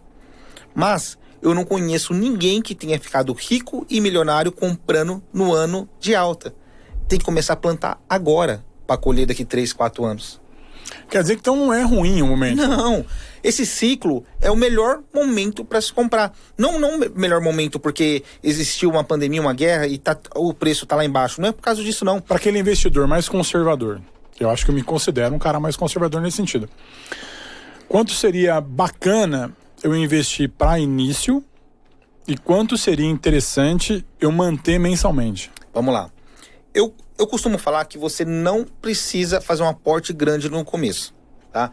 É que nem uma piscina. Você não vai pular de cara na piscina sem sentir a temperatura da água, tá? Então, cada um deve... Tem uns doidos que pula, né? Tem uns doidos que pula, com certeza. Tem doido pra tudo. Assim como no mercado financeiro. Mas é interessante você fazer entradas semanais, entradas diárias, entradas mensais. Poxa, se você recebe por semana, compra toda semana um pouquinho. Se você recebe por mês, compra por mês. Se você recebe por ano, quem recebe, exemplo, uma safra, um fazendeiro, compra um pouquinho por ano. Porque o Bitcoin é a moeda do futuro. E o preço que você pagar hoje, provavelmente nos próximos ciclos, você não vai ter mais esse preço, tá? Hoje é impossível a gente achar o Bitcoin hoje a $13 mil, a $3 mil. Se ele cair, com certeza eu vou vender tudo que eu tenho para comprar em Bitcoin, porque eu sei que ele vai voltar a crescer. E essa sua afirmação do Bitcoin ser a moeda do futuro? Vamos lá. Eu acredito que seja porque, primeiramente, os governos, eles passaram da conta na parte da inflação. Sabe, muitos se falam que o Bitcoin, ele não é uma moeda confiável porque ele não tem lastro. Mas, quem falou isso esses dias foi o Russomano. Bitcoin é golpe porque não tem lastro, essa moeda um dia vai acabar, a hora que ninguém quiser mais comprar. Ele falou a maior besteira do mundo, porque desde 71, com o presidente Nixon, o dólar também não tem um lastro. Ou seja, a Casa Branca consegue imprimir dólar adoidado. E aqui no Banco Central do Brasil é a mesma coisa. É uma impressorinha lá, uma ordem do Guedes, imprime dinheiro. Imprimir o dinheiro gera inflação. Ou seja, se você, investidor, você tem R$200 guardado, seus R$200 não valem mais R$200. Vale menos. Porque quando imprime mais dinheiro, gera inflação, seu dinheiro desvaloriza. Isso é normal. Agora, se você falar um ativo, qual que é o único ativo que é raro? É o ouro, é o diamante. Por quê? É difícil encontrar na natureza, mas acham. Agora, o Bitcoin, ele tem a raridade dele. Ele tem um supply fixo. O código dele é fechado. O que é supply fixo? Vamos lá. O povo quer saber, Vini. Vamos lá. Alguns termos que a gente tem que simplificar. É corporativo, né? Supply é quantidade. Tá. Como que é definido o valor? Aí você vai falar, Tuti, como que é definido o valor do Bitcoin? Você pega o market cap, que é o mercado, o valor de mercado, quanto que ele puxou em dinheiro, e divide pelo supply. É assim que você tem um valor do Bitcoin ou de uma outra criptomoeda. Sempre, o supply é o suplemento dele. Vem de suplemento. Quanto que ele tem? Eu tenho, exemplo, o Bitcoin, o supply máximo dele, quando ele for minerado 100%, é 21 milhões e acabou.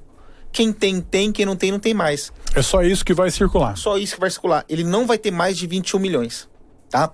Então, ele se torna um bem raro. E cada vez mais raro porque existe o halving, a dificuldade de mineração e mais ou menos daqui 100 anos vai acabar a mineração. É aí que vai surgindo outras moedas, certo? De cripto. Com certeza. E o Norton mandou uma mensagem para mim agora, diz que ele tem lá uns 10 mil para investir. Eu acho que ele tem mais. Conhecendo o Norton, acho que ele tem um pouquinho mais ali. Norton.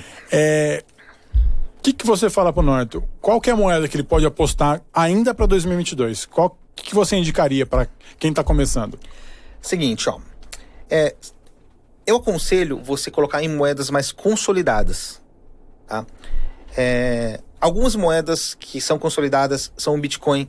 Porque o Bitcoin, eu falo tanto dele e tem que bater em cima dele. Ele foi criado em 2009, Todos os hackers do mundo que já tentaram invadir o Bitcoin e não conseguiram. Tem uma série na Netflix que chama, se você ainda não assistiu, fica aí uma indicação, chama Startup. Foram 2 temporadas, por causa da pandemia eles pararam, mas vai vir uma terceira em breve. E é exatamente falando de Bitcoin, de moeda criptografada, e exatamente em cima da vida de uma hacker que escreve o código fonte, não é isso? Código fonte de um cripto. Então, se alguma pessoa conseguisse invadir o blockchain do Bitcoin e mudasse a ordem, o Bitcoin estava acabado. Não valeria mais R$1. O que traz a credibilidade do Bitcoin é que ele foi testado desde 2009 e nunca foi invadido. E sempre teve as transações efetuadas, concluídas e com a segurança. Então, isso trouxe credibilidade. Se o Norton quer começar a investir 10 mil, 20 mil, que eu sei que o Norton tem um pouquinho mais. Nossa, então, certeza. Eu aconselho ele faça entradas periódicas. Por que entradas periódicas? O Bitcoin é um bem altamente volátil a curto prazo. A longo prazo a gente sabe que ele vai crescer, tá? Mas a curto prazo ele oscila muito. Então, porque as pessoas gostam de fazer o trade. Compra na baixa, vende, depois já compra, já vende. E ganham muito dinheiro com isso. Outros perdem muito dinheiro com isso, porque o trade é perigoso. Então, o que acontece? O preço oscila. Mas se você tiver uma compra regular, ou seja, toda segunda-feira eu vou comprar criptomoedas. Toda quarta-feira, ou se não, todo dia 5 do mês que eu recebo, eu vou comprar pelo menos 10% do meu salário em criptomoedas. Você vai ter um preço médio. Um mês ele vai estar lá embaixo, outro mês ele vai estar lá em cima, e ele se regula, o preço médio. Então a melhor estratégia é não colocar tudo de uma vez, é você ir dividindo e colocando aos poucos, porque você vai estar fazendo um preço médio. Outra estratégia que eu uso muito a gente vai colocando dinheiro dentro da exchange chamado Binance. Você coloca o dinheiro lá e deixa o dinheiro parado lá. Quando o Bitcoin... Que é um aplicativo. Que basicamente a exchange é um banco de criptomoedas, tá? Assim como você tem o Bradesco, o Itaú, que controla seu dinheiro, a exchange é um banco que controla suas criptomoedas. Você pode sacar o dinheiro no banco Bradesco e levar para sua carteira? Pode. Da mesma forma que você pode sacar suas criptomoedas e colocar numa carteira física ou digital e guardá-las. Mas existe uma segurança bacana você deixar na exchange. Hoje em dia elas são muito seguras, principalmente as mais conhecidas, tá? E você pode deixar o dinheiro lá em reais ou em dólar, uma criptomoeda chamada USDT, que ela é pareada no valor do dólar. Sim. Um USDT é a mesma coisa que $1, tá? E o que acontece? Eu costumo todo dia fazer pequenos aportes lá na Binance e não compro Bitcoin. Aí eu fico esperando o dia da queda, o dia da oscilação. Quando ele cai mais de 5%, eu efetuo as compras. Então, é essa estratégia que eu uso para mim. Eu comecei fazendo compras regulares, mas eu percebia que às vezes eu comprava, no outro dia ele já caía. Eu falava, nossa, eu poderia ter comprado hoje. Então, eu resolvi deixar o dinheiro dentro da Binance e fazer as compras quando o mercado vem caindo. E de forma regular. Sim. Eu posso fazer 2 tipos de compra. Quando cai 5%, 10%, eu vou lá, faço um aporte. E toda uma vez por semana eu coloco 100, 200, 300 reais de acordo com a possibilidade da pessoa, de acordo com o orçamento da pessoa. Só não pode deixar de comprar. É que nem uma poupança, uma previdência privada. Hoje eu preferiria muito mais colocar o dinheiro numa exchange, colocar 100 reais por mês a longo prazo e ter uma aposentadoria de verdade, do que pagar uma aposentadoria numa previdência que você nem sabe se vai receber no futuro. Agora, tudo bem. Isso é lindo, mas tem também as questões das fraudes. Como é que a gente faz, então, para se proteger das fraudes? De quando a gente vai decidir por uma grana em cripto, investir em Ethereum ou alguma outra... Porque eu sei que todo dia nasce uma moeda nova, né? Com certeza. Eu sei até que tem uma relacionada à mãe do Elon Musk, se eu não me engano. Isso. Né? Tem outras relacionadas a time de futebol, etc. Então todo mundo vai pesquisando o mercado para saber onde vai por o aporte. Ao mesmo tempo, a gente tem fraude. Como se proteger das fraudes?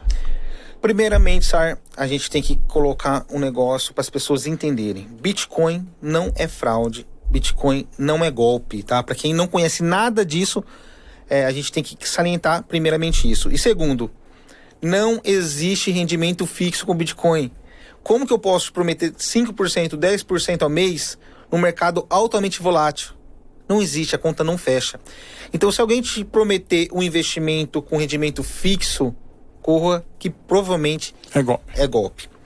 Outra coisa, o Bitcoin, você mesmo compra, você mesmo vende, você não precisa de terceiros, tá? Você vai baixar um aplicativo da sua corretora principal. Eu uso principalmente a Binance. A Binance é a maior corretora do mundo, tá? Um dos caras mais ricos do mundo é o dono da Binance. E a Binance, hoje, o valor de mercado dela, ela soma quase o valor do Itaú, do Bradesco e de todos os bancos brasileiros juntos, né? Então, a credibilidade que a Binance tem no mercado é muito grande. E você pode fazer isso com segurança. E dentro da Binance, se você... É um aplicativo, então, Sim. Se uma pessoa tiver acesso ao seu celular, ela pode roubar dentro da Binance. Por isso é importante você fazer autenticação 2 fatores. Assim como você faz na sua conta Google, assim como você faz no Facebook, a Binance também tem a parte de segurança dela, tá? E agora, quando você começa a cuidar das suas criptomoedas, é muito perigoso se você não tem experiência. Se você não tem experiência, até uma certa quantia, 100 mil, 200 mil, deixa lá que eles cuidam bem.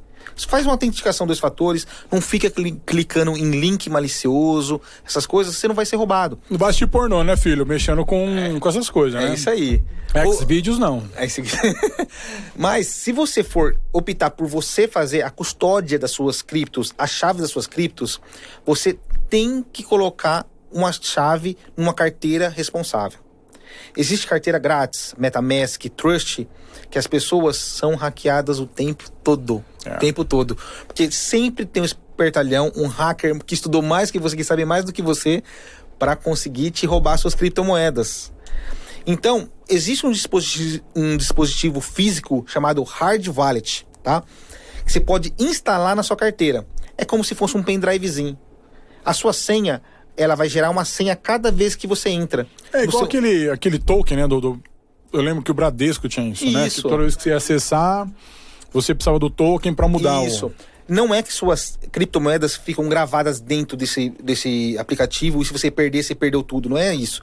Mas ele gera uma senha única em todo acesso. Ele te dá uma segurança, tá? Existe várias no mercado, tá? Que te dão uma credibilidade, tá? A melhor delas é a Nano. A Nano tem um aplicativo físico que dá para você guardar também. Qual que você usa? Você já tem mais de 1 milhão aí. Não. Primeiramente, eu deixo ainda minhas moedas na custódia da Binance. Sim. Tá? Da Binance, pessoal. Às vezes eu falo Binance, às vezes Binance. É a mesma empresa, gente. Binance. Mas eu costumo deixar minha custódia ainda com eles e autenticação 2 fatores. Acredito que quando a intenção sua é ficar por muito tempo, você faz... Porque toda vez que você vai jogar da sua carteira para Binance, da Binance para carteira, você paga um percentual. Okay. Então você não pode ficar fazendo isso o tempo todo, tá? Então que você vai perder dinheiro. Então, mas às vezes uma vez por ano, falar, eu vou ficar 3 anos com Bitcoin, não pretendo vender. Então é muito interessante você jogar para uma carteira confiável que tenha rastro físico, que tenha um dispositivo físico para você poder acessar. Tá? E se você perder esse dispositivo físico, tem as 20 palavras que eles mandam em toda a carteira, 12 ou 20 palavras sequenciais que você guarda escrita geralmente no seu cofre, e você pode ter acesso, né? E assim você vai evitar de cair em fraudes, em golpes. E basicamente as pessoas, eu acho que elas gostam de cair em golpes, porque existe cada golpe muito extraordinário, básico. Imagine que teve um cara que criou um perfil do Elon Musk. E tudo que o Elon Musk colocava no perfil principal, ele duplicava. E começou a ganhar seguidores. E as pessoas que estão seguindo, eles acham que realmente estão seguindo o perfil oficial. E não tava. Um dia, depois que ele já tinha milhões de seguidores, ele só fez assim: galera, quem me depositar Dogecoin, que é a moeda que o Elon Musk é mais em cima, eu vou devolver o dobro daqui 3 dias para fomentar o mercado.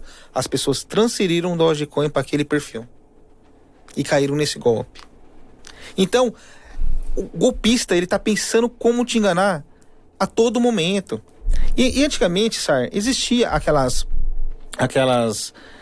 sites que você clicava em 2 curtir, via um anúncio, ele te dava um pouquinho de criptomoeda. No começo, criptomoeda era vulgarizado. Sim. Lembra um joguinho que tinha na fazendinha do Orkut? Eu não jogava. Vini, você lembra? Você deu risada? Eu não jogava. Cara, a fazendinha do Orkut pagava em Bitcoin. Nossa! Cara, se você guardou aqueles Bitcoin da fazendinha, você não precisou mais trabalhar, velho. Pois é. Era só guardar os seus... Se a gente soubesse, era só guardar os Bitcoins da fazendinha do Orkut e ser feliz. Pra você que não tem dinheiro, eu posso dar um toque aqui também financeiro? Pode, lógico. Você que... Já que o Tuti falou do perfil aí, começa a seguir a Deolane no Twitter. Cara, toda semana ela faz um post no Twitter e para as primeiras pessoas que acompanham ou seguem ou clicam, ela faz um Pix de R$600 para todo mundo. Ela faz um Pix de R$600 para todo mundo. Então, vai lá, segue ela, ganha os 600 conto, começa a investir em Bitcoin, querido. Com certeza. Mas se tiver um perfil dela falando... Não, mas é original. Faça um Pix de 600 que eu devolvo 1.200, aí você corre, meu querido. É golpe, querido, é golpe. É golpe. Agora, você tem um preconceito com NFT, né? Não é preconceito. NFTs. Não é um preconceito. Eu vou explicar o porquê eu acho... É um pé atrás. Não, nem isso. Ó. É 2. Eu vou falar dos assuntos do momento. NFT. Primeiro, as pessoas têm que entender que é uma NFT. Para entender o que eu vou falar. O pessoal entende o que de NFT? É uma foto que o Neymar comprou. E o pessoal tá entendendo isso. O NFT é um token não fungível. O que é um não fungível? Um token único, tá?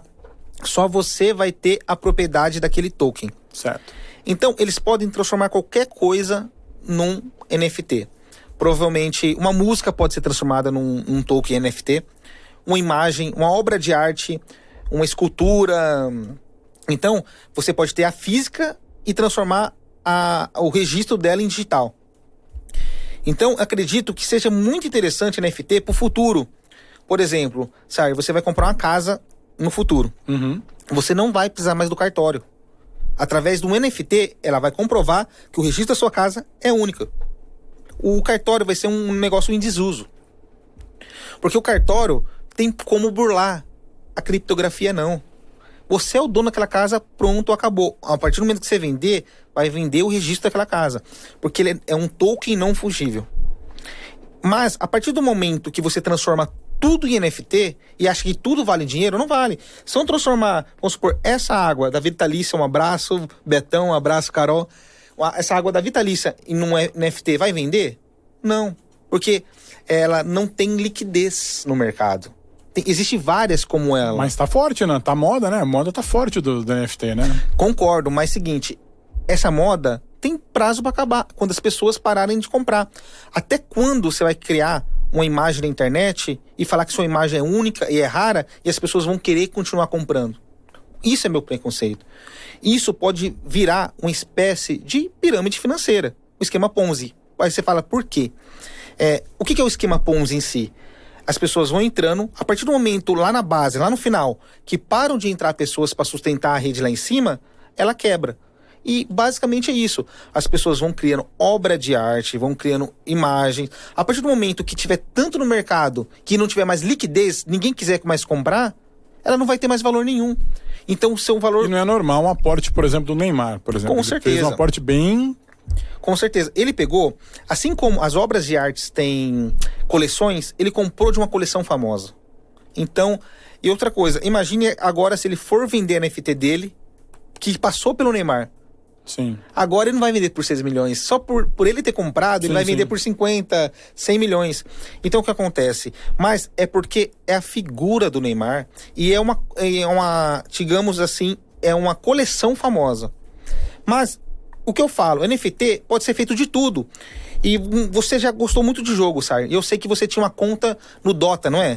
Dota, Command Conquer, então, Counter-Strike. Então imagine que você pode pegar os itens do jogo, os terrenos que você conquistou nos jogos, a sua conta do jogo e transformar em NFT e vender aquilo lá. É uma forma de comércio isso aí. E a partir do momento que tudo vira produto, nem tudo vai ser aceito. Mas, por exemplo, não pode ser usado o NFT no sonho do Zuckerberg, por exemplo, que é o Meta? Isso é um assunto muito polêmico que a gente tem que falar. Por quê? Porque já tá rolando, inclusive, algumas tramóias no mundo virtual, né? No mundo virtual que eu falo, o metaverso. Né? Já tem empresa querendo criar metaverso. Eu gerencio duas fanpages de DJ, uma pequenininha, que é um público mais seleto de 14, 15 mil seguidores, e a outra, que é um pouco mais aberta, de 700 mil pessoas. Né? E ali já rola alguns equipamentos sendo tocados no metaverso. No metaverso. Vamos falar para quem não sabe, o metaverso é uma realidade aumentada. É uma aposta muito forte do Zuckerberg e de outros empresários, com certeza. Acredito que a realidade aumentada, o metaverso em si, é um futuro. Mas eu não acredito que seja um futuro tão próximo quanto eles estão falando. Vai ter uma transição. Com certeza. E eu sou... Não é que eu acredito vendo, sabe? Mas eu acho que vai flopar. Eu acho que o metaverso, ele não vai ser da forma que estão falando, tá? Provavelmente, algumas empresas... Você acha que não vai vingar nada? Não, vai vingar sim. Mas não dessa forma que foi proposta. Ah, tá. Não nesse momento. É porque, assim, quem assistiu a matéria do metaverso lá no Fantástico, desculpa, gente. Não entendeu nada. Não, a matéria não é legal. Outra coisa, achou que era só um joguinho. Achou que tava explicando pra criança de 8 anos. Ó, só pra você ter uma ideia, que o metaverso pode ser... a forma que a gente vai se relacionar no futuro, e é verdade. O metaverso não é um negócio para criança, não é um jogo só. Eu lembro do jogo. Uma vez eu escrevi uma matéria pro Diário, nos anos 2000, falando de Second Life. E eu lembro de uma das pessoas que eu entrevistei, era um cara casado, com filhos, e ele tinha um perfil no Second Life. Eu não lembro qual país que ele conseguiu dar certo o personagem dele lá, né? A sua segunda vida, né? Como era o nome do jogo. Mas ele era uma garota de programa. E ele ganhava uma grana no Second Life como garota de programa, né? Então ele tinha essa segunda vida lá, atendia uma clientela, ele já falava inglês, etc, não sei o quê.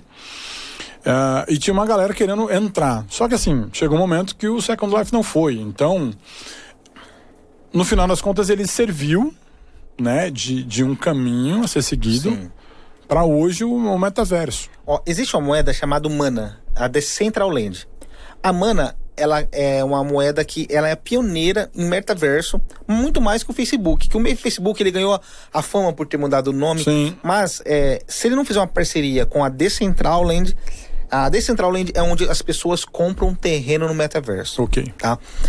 Quem te dá a propriedade desse terreno? Um NFT. Então, isso é muito interessante. Imagine que você vai fazer compra num e-commerce, tá? Por isso que eu trago para os negócios o metaverso, porque eu acho que dessa forma vai dar certo. Não da forma que está sendo proposto em jogos, em você trocar roupinha. Não é nada disso, só simplesmente um avatar. Vai ser mais sério. Vai ser mais sério. Você vai ter uma loja, vamos supor, uma Magazine Luiza. Ela vai ter a loja dela no metaverso. Seu avatar vai ter a dimensão real do seu corpo por causa de uma leitura real que o próprio óculos vai fazer. A hora que você entrar lá, você vai poder caminhar como se estivesse andando e olhando para a loja verdadeira. Ou seja, você não vai estar numa tela de computador abaixando o mouse e vendo os produtos. Okay. Você vai estar vendo em 3D esses produtos e você vai poder se colocar dentro dos produtos como se estivesse provando com o metaverso. Entendi. Então, a experiência é quase real. Isso vai ajudar muito os comerciantes. Outras empresas que vêm apostando muito no metaverso são empresas de construções. Por quê? Imagine você entrar na sua casa antes dela estar pronta. Ver seu piso que você escolheu. Ver... Então, o que acontece? É coisa do metaverso que traz muito pro empresariado, pro pessoal poder invadir esse ramo. E mais do que isso... E usar com criatividade. Você melhorar a sala de bate-papo que começou lá no UOL, lá atrás, e virou hoje uma reunião. Vamos fazer uma reunião de negócios, o Meet. essa reunião de negócios vai poder ser igual a gente está aqui. Ok. No mesmo local, no metaverso. E mais interessante, para você fazer uma reunião de negócio no metaverso, você vai ter que alugar uma sala no metaverso. Não vai ser de graça as coisas. Entendi. Então você vai ter que se propor a entrar no metaverso. Entendi. Então da maneira que o pessoal imagina, não vai ser bacana, mas misturando com negócios, as coisas podem acontecer. Diferente, por exemplo, do fan token. O fan token, na minha opinião, ele é uma modinha. Por quê? Mas está gerando lucro. Está gerando lucro, mas ele não está tendo a outra parte, que é a governança. Entendi. Tá? Por exemplo, se você compra um fan token do Flamengo, do Corinthians, você tinha que ter a governança desse token. Uhum. Você é um acionário desse token que pertence ao teu clube. E eu não vi nenhuma ação ainda que o Corinthians criou, que o Flamengo criou, que quem decide é o dono do fan token. Por exemplo, vamos comprar tal jogador, pagar tal salário. Quem tem o fan token volta. Aconteceu isso? Não. Fan token sem governança nada mais é com a camisa de time. Na minha opinião. Então, e outra coisa, existem empresas já... Ele pode ser melhorado, então. Com certeza. Da forma que tá, não vai dar certo. As pessoas... Por que as pessoas vão comprar um token de uma empresa? Pode ser que... Você acredita, então, que do jeito que ele tá rolando, ele pode ser uma espécie de teste? Acredito que não. Para chegar num momento em que talvez ele funcione de uma maneira mais que você se sinta dono mesmo daquele token que você comprou? Eu não acredito que não, porque os clubes, eles não estão olhando da forma que deveriam. Eles estão olhando uma forma de se capitalizar. Tirar o dinheiro da pessoa e levar para o clube e a pessoa que é dono da ação, se desvalorizar, o problema é dela. O dinheiro o clube já pegou. E os diretores do clube têm a maior parte dos tokens. A maior parte dos diretores do Corinthians tem os fan tokens do Corinthians. E quando a pessoa é centralizado o poder, é perigoso. Por isso que eu não gosto. Entendi. O Bitcoin é o Bitcoin porque ele é descentralizado. Agora, você pega o fan token do Santos. A diretoria do Santos, os diretores lá, eles têm mais de 60%, 70%. Se um deles resolve vender sua parte, 10% dos fan tokens, o preço fica lá embaixo. Eles levam os torcedores para baixo também. Então, o poder de decisão do fan token devia ser uma votação de forma criptografada com as decisões do clube. Essa era a verdadeira governança. Se não fizer isso, as pessoas não vão entender o que é um fan token, okay. Porque as pessoas compram por modinha. E se eles não verem um porquê disso, acaba. Sire, basicamente, as criptomoedas, elas vieram para modernizar e revolucionar o mundo na questão de tecnologia. Por que isso é possível? Porque a gente fala de token, NFT, tudo isso ocorre na segunda camada. Só para que vocês entenderem como que funciona, o Ethereum tem a primeira camada, que é o Ether, tá? Chama a moeda do Ethereum é Ether. A segunda camada é onde abriga os tokens, tá? Os tokens, então, viram uma moedinha que você pode comercializar. Mas ele não roda na rede dele. Ele roda na rede Ethereum. Ou na rede Polkadot, ou na rede Avalanche. Porque existem várias moedas que fazem esse mesmo papel. Nessa segunda rede, existe os smart contracts. Contratos inteligentes, tá? E o que é um contrato inteligente? É a forma que a gente vai se relacionar no futuro. Por exemplo... pensa agora num produtor rural. O produtor rural, ele tem uma safra de soja. Eu quero te vender 10 anos de safra de soja. Hoje ele consegue fazer isso com preço certo? Não. Porque ele não sabe se vai chover. Ele não sabe se vai ter uma guerra. Ele não sabe o que pode acontecer, um dilúvio, a terra, uma catástrofe natural. Então, ele não consegue te vender com segurança, sabendo se ele vai cobrar um preço justo há 10 anos. Entendi. Se você fizer um smart contract nesse contrato, ele pode fazer isso. Por exemplo, ele pode colocar as e se no contrato. Eu te pago 10, mas se minha produção for X, eu te pago 5. Porém, se acontecer isso, eu te pago... Então, o smart contract, ele coloca possibilidades. Isso que é a tecnologia... que o pessoal que fala que criptomoeda... E até uma certa tranquilidade, né, para quem tá. E isso. Então, o que acontece? O smart contracts veio para revolucionar. Imagina que você vai poder fazer contratos com todas as espécies, advogado, contrato de casamento no smart contract, todos os contratos que é feito no mundo legal através de smart contracts. Entendi. Tá? E outra coisa que vai acontecer num futuro não tão próximo, mas acredito que vai acontecer, as votações através do blockchain. A gente teve uma conversa esse ano de cunho político que as urnas eletrônicas não eram confiáveis. Tá? Não tô aqui para falar que é, nem que não é, não tenho sabedoria para falar isso aí, né? Porém, se fosse uma votação com tecnologia blockchain, seria confiável. Porque a informação sai do lado A e chega no lado B a mesma informação. E isso todos os hackers do mundo já tentaram e não conseguiram. Entendi. Então, o que acontece? O futuro das urnas eletrônicas, da votação, é ter a tecnologia blockchain. Então, até a votação no futuro vai ser com criptomoeda. A hora que você for registrar seu imóvel, sua casa, vai ser através do NFT. A hora que você for comprar um jogo, a hora que você for comprar alguma coisa no site, no e-commerce, vai ser através de uma tecnologia do metaverso. Então, as criptomoedas estão entrando muito no nosso dia a dia sem a gente perceber. Essa tecnologia do Pix é feita no Bitcoin desde 2009. Entendi. Sabe? Então, foi propício. Hoje, você só faz um Pix, sai da hora de um lugar e vai para o lado B, é uma copiação de uma criptomoeda.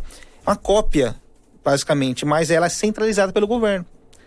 Segundo semestre desse ano, o real digital vai entrar em cena. O que é o real digital? É uma criptomoeda do governo. Então, o que aconteceu de 2009 para cá? Eles perceberam que não tem mais como brigar contra o futuro. E alguns países, que nem você me falou no começo, eles viram que não tem saída. Por exemplo, alguns países bloquearam o Bitcoin, não deixaram isso acontecer. A China, por exemplo. A China é o maior país que negocia Bitcoin em P2P. O que é P2P? Pessoa por pessoa. Eles bloqueiam empresas, eles bloqueiam instituições. O P2P ele vem dos jogos, né? Então... ele não consegue bloquear. Porque a pessoa, ela consegue vender e comprar da mesma forma, o país proibindo ou não. Então, é uma verdade. Ou você aceita agora, ou você aceita lá na frente. O Bitcoin é realidade. Sabe, falam que no ano de 2028, a gente passou de milhares para milhões hoje. Hoje milhões de pessoas investem em criptomoedas no mundo. A gente vai passar de milhões para bilhões. Essa multiplicação é bem maior do que a gente já teve agora. Então, a gente pode falar algo em torno de $1 milhão em 2027, 2028, um Bitcoin. Esse é o possível preço do Bitcoin. Ah, mas por que possível? Depende de fatores. E com 1 bilhão de pessoas investindo, todo mundo ganha? Sire, é uma lei de oferta e procura. Não é que todo mundo ganha. Quanto mais pessoas colocar, mais o valor do ativo sobe. E quanto mais essas pessoas usarem as criptomoedas, o Bitcoin em si, as coisas vão aumentando. E quem começou primeiro vai pegar o rango quente. Com certeza. Assim, o boi lerdo bebe água suja. Entendeu? Por isso que eu falo, você tem que começar agora a investir em criptomoedas. Eu tenho certeza que muita gente ficou, no mínimo, com uma pulga atrás da orelha, né? A gente está chegando no final do programa, mas a gente tem que falar do teu canal Negociando. Porque eu tenho certeza que quem ficou com dúvida vai querer tirar dúvida. Então eu queria que você falasse um pouco do seu canal Negociando no YouTube e como que as pessoas podem chegar até você, tirar dúvida, ter algum toque e falar um pouco mais aprofundado sobre investimento em Bitcoin.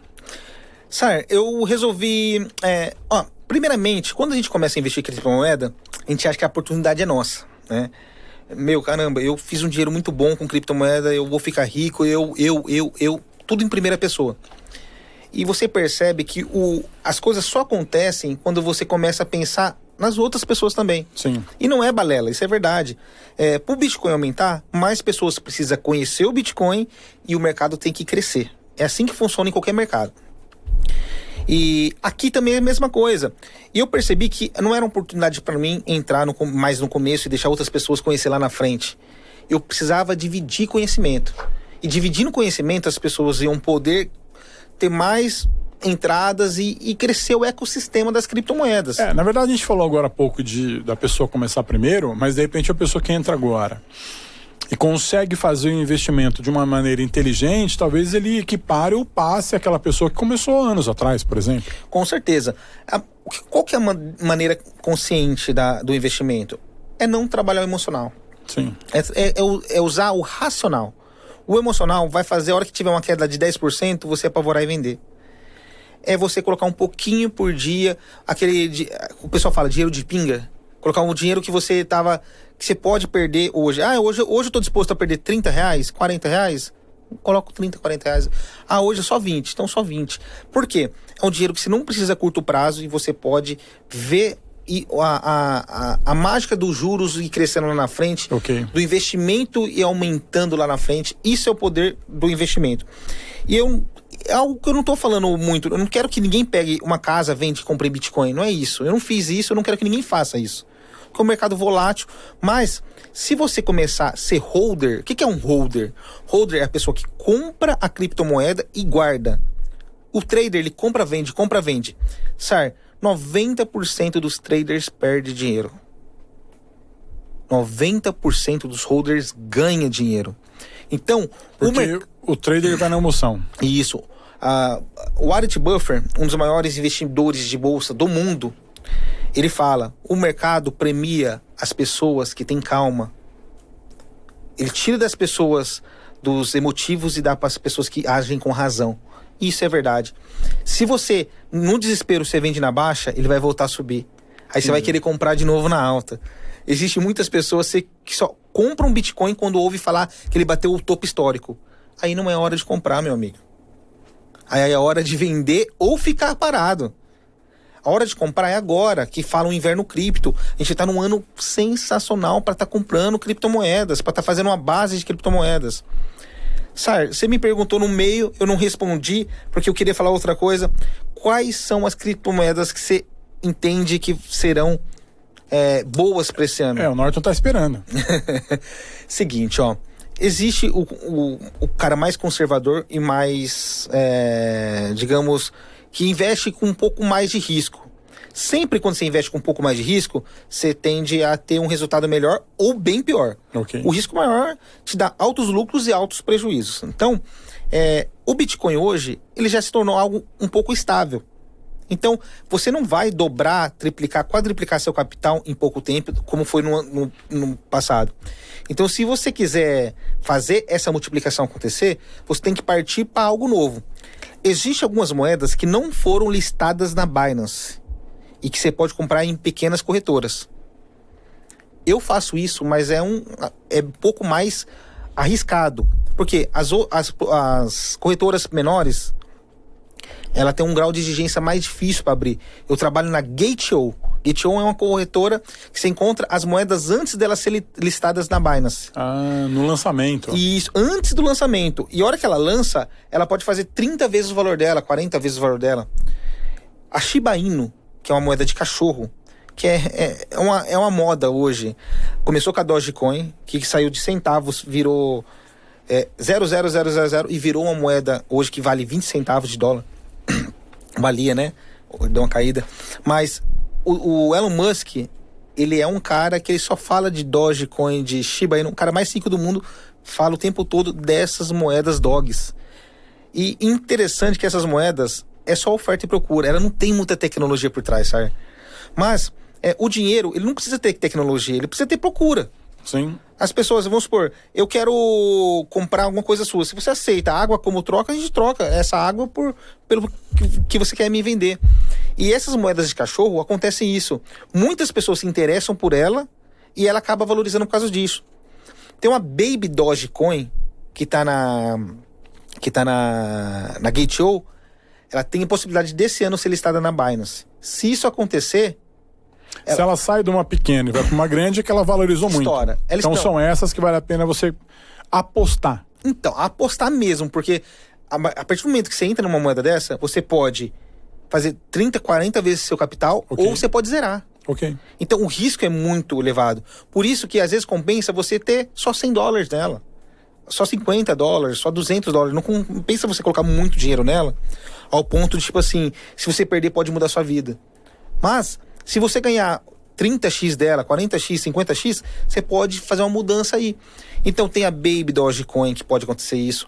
Aquela moeda que você falou da mãe do Elon Musk, a Raka, ela teve uma explosão, agora ela caiu bastante, mas estão projetando ela pro futuro por causa dessa historinha com a mãe do Elon Musk, e ela entrou no metaverso. O jogo dela é um Metamon. Ok. Então ela vende NFTs através dos jogos dela e ela usa a moeda de transacional, a Raka, tá? Então ela está encorpando. Então a Raka está encorpando, apesar dela ter... A hora que ela surgiu com a mãe do Elon Musk, ela estourou demais. Ela deu uma boa desvalorizada. Engraçado, Sayer, você me conhece há muito tempo, você sabe que eu sou muito fã do Queen, né? Sim. E essa moeda é chamada Radio Gaga. Radio Gaga. E foi inspirada na música Radio Gaga do Queen. E quando saiu... E aí você comprou? Eu comprei por causa da... Olha como que chega o grau. Eu comprei por causa do nome da música. Eu cheguei a ter um valor grande de Raka. Cheguei a realizar lucro nela, porque essas pequenas moedas você não pode ter apego. Sim. A hora que ela bateu um hype, você tem que vender, porque ela vai cair. Ela sobe muito rápido, ela cai muito rápido. Então, é um investimento com um grau de risco muito grande.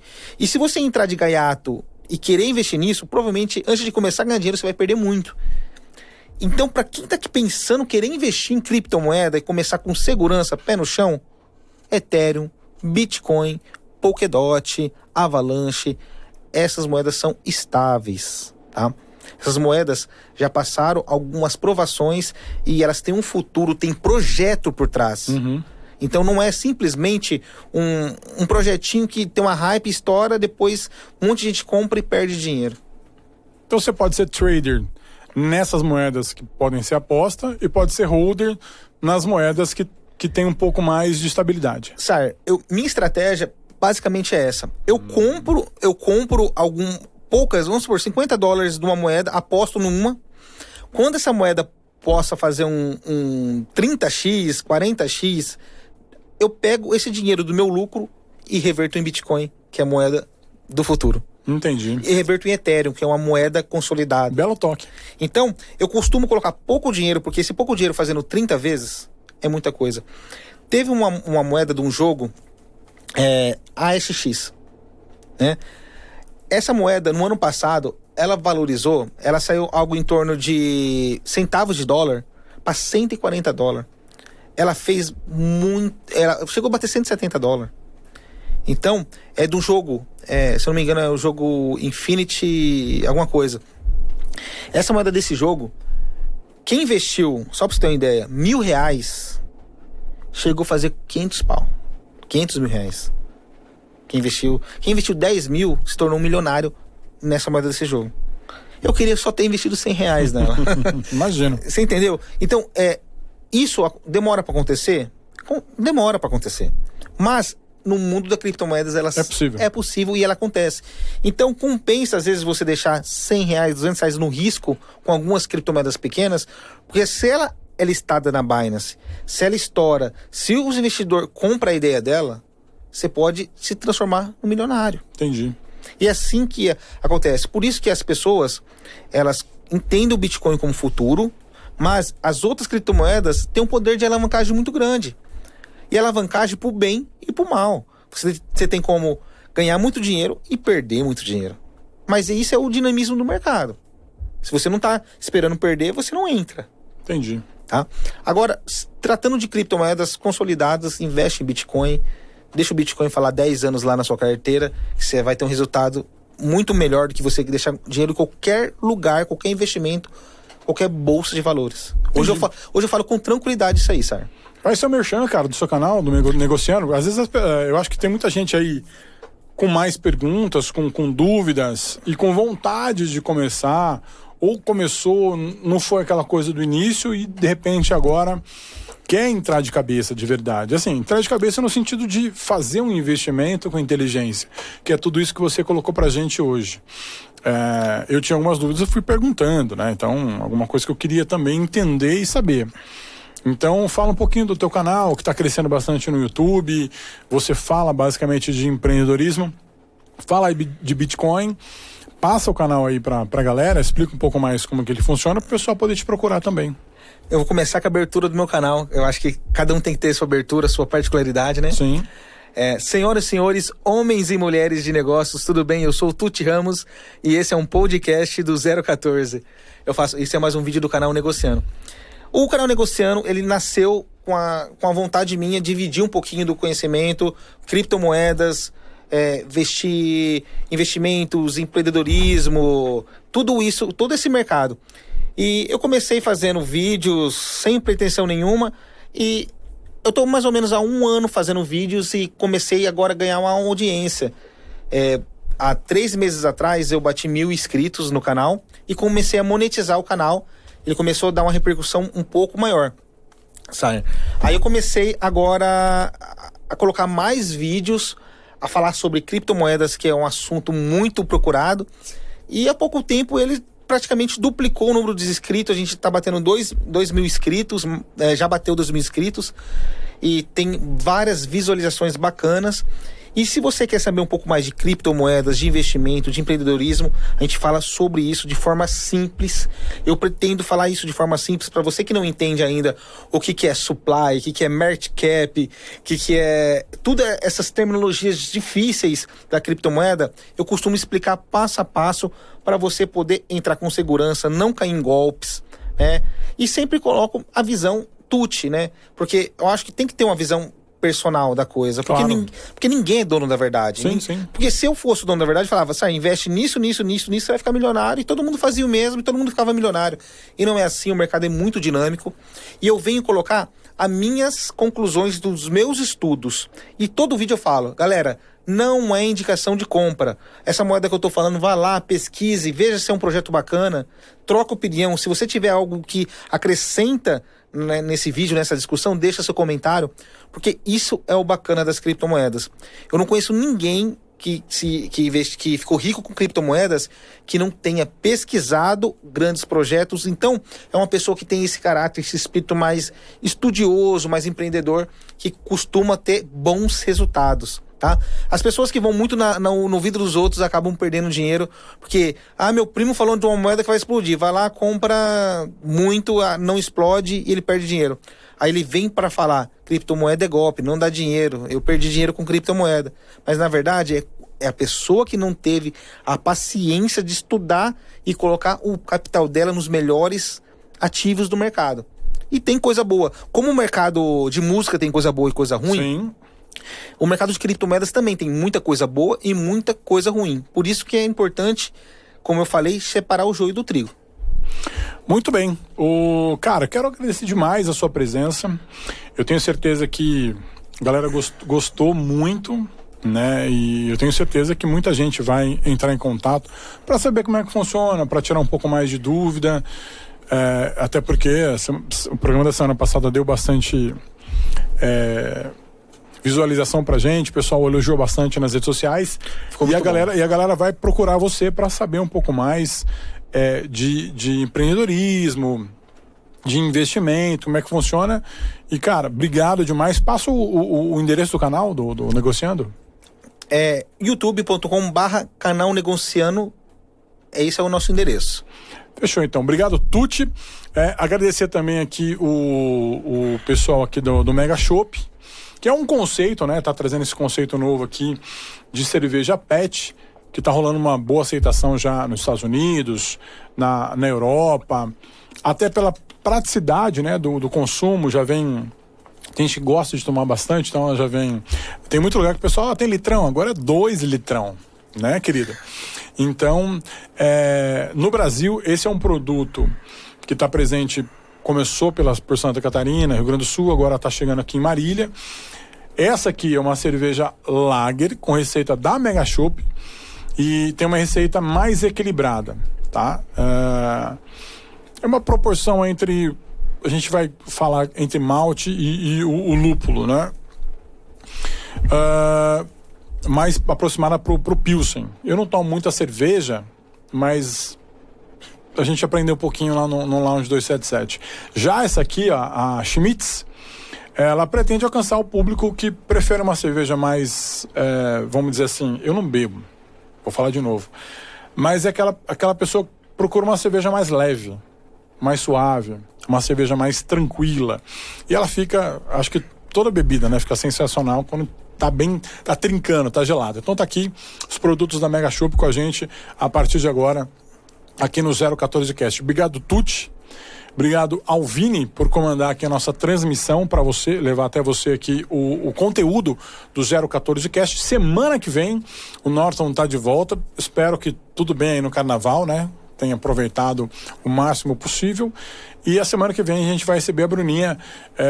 Ela é uma expoente aí da música sertaneja, vai estar aqui contando pra gente todas as novidades da sua carreira, a participação que ela teve na TV, etc. A gente vai estar recebendo ela aqui no 014 Cast. Para você, uma ótima semana. Curta lá as nossas redes sociais, facebook.com/014cast, instagram.com/014cast, o nosso canal no YouTube, ajude ele a crescer, youtube.com também 014cast. Para você, uma ótima semana. Verdade, Vini, bem lembrado aqui. Lembrar então também da nossa amiga, né, a Thay, que procurou a gente para pedir aquela força, né, para o pessoal ajudar. Lembrando mais uma vez, a Thay, ela é titular da seleção paulista de taekwondo, bicampeã paulista, campeã brasileira, tricampeã do Marília Open, tricampeã dos Jogos Regionais, vice-campeã dos Jogos Abertos. Ela colocou aqui o vice-campeã dos Jogos Abertos, porque Jogos Abertos, para quem é atleta e conhece, é um nível muito alto. Então, ela tem aí um currículo de campeã. Ela é campeã também na 6ª Copa de Taekwondo. Essa vaquinha aí que está na tela, que você tá assistindo aí, é exatamente para poder bancar a sua viagem para a seletiva paulista, para o Campeonato Open do Sudeste, que vai valer uma vaga aí na Seleção Brasileira de Taekwondo, onde a Thay vai representar a nossa cidade, certo? Então agora sim, a gente despede de você. Obrigado pela sua audiência, obrigado por acompanhar aqui o nosso convidado, o Tuti Ramos. Mais uma vez, obrigado pela sua paciência, sua audiência. Na próxima semana, estamos de volta com mais uma edição do 014 Cast. Até lá.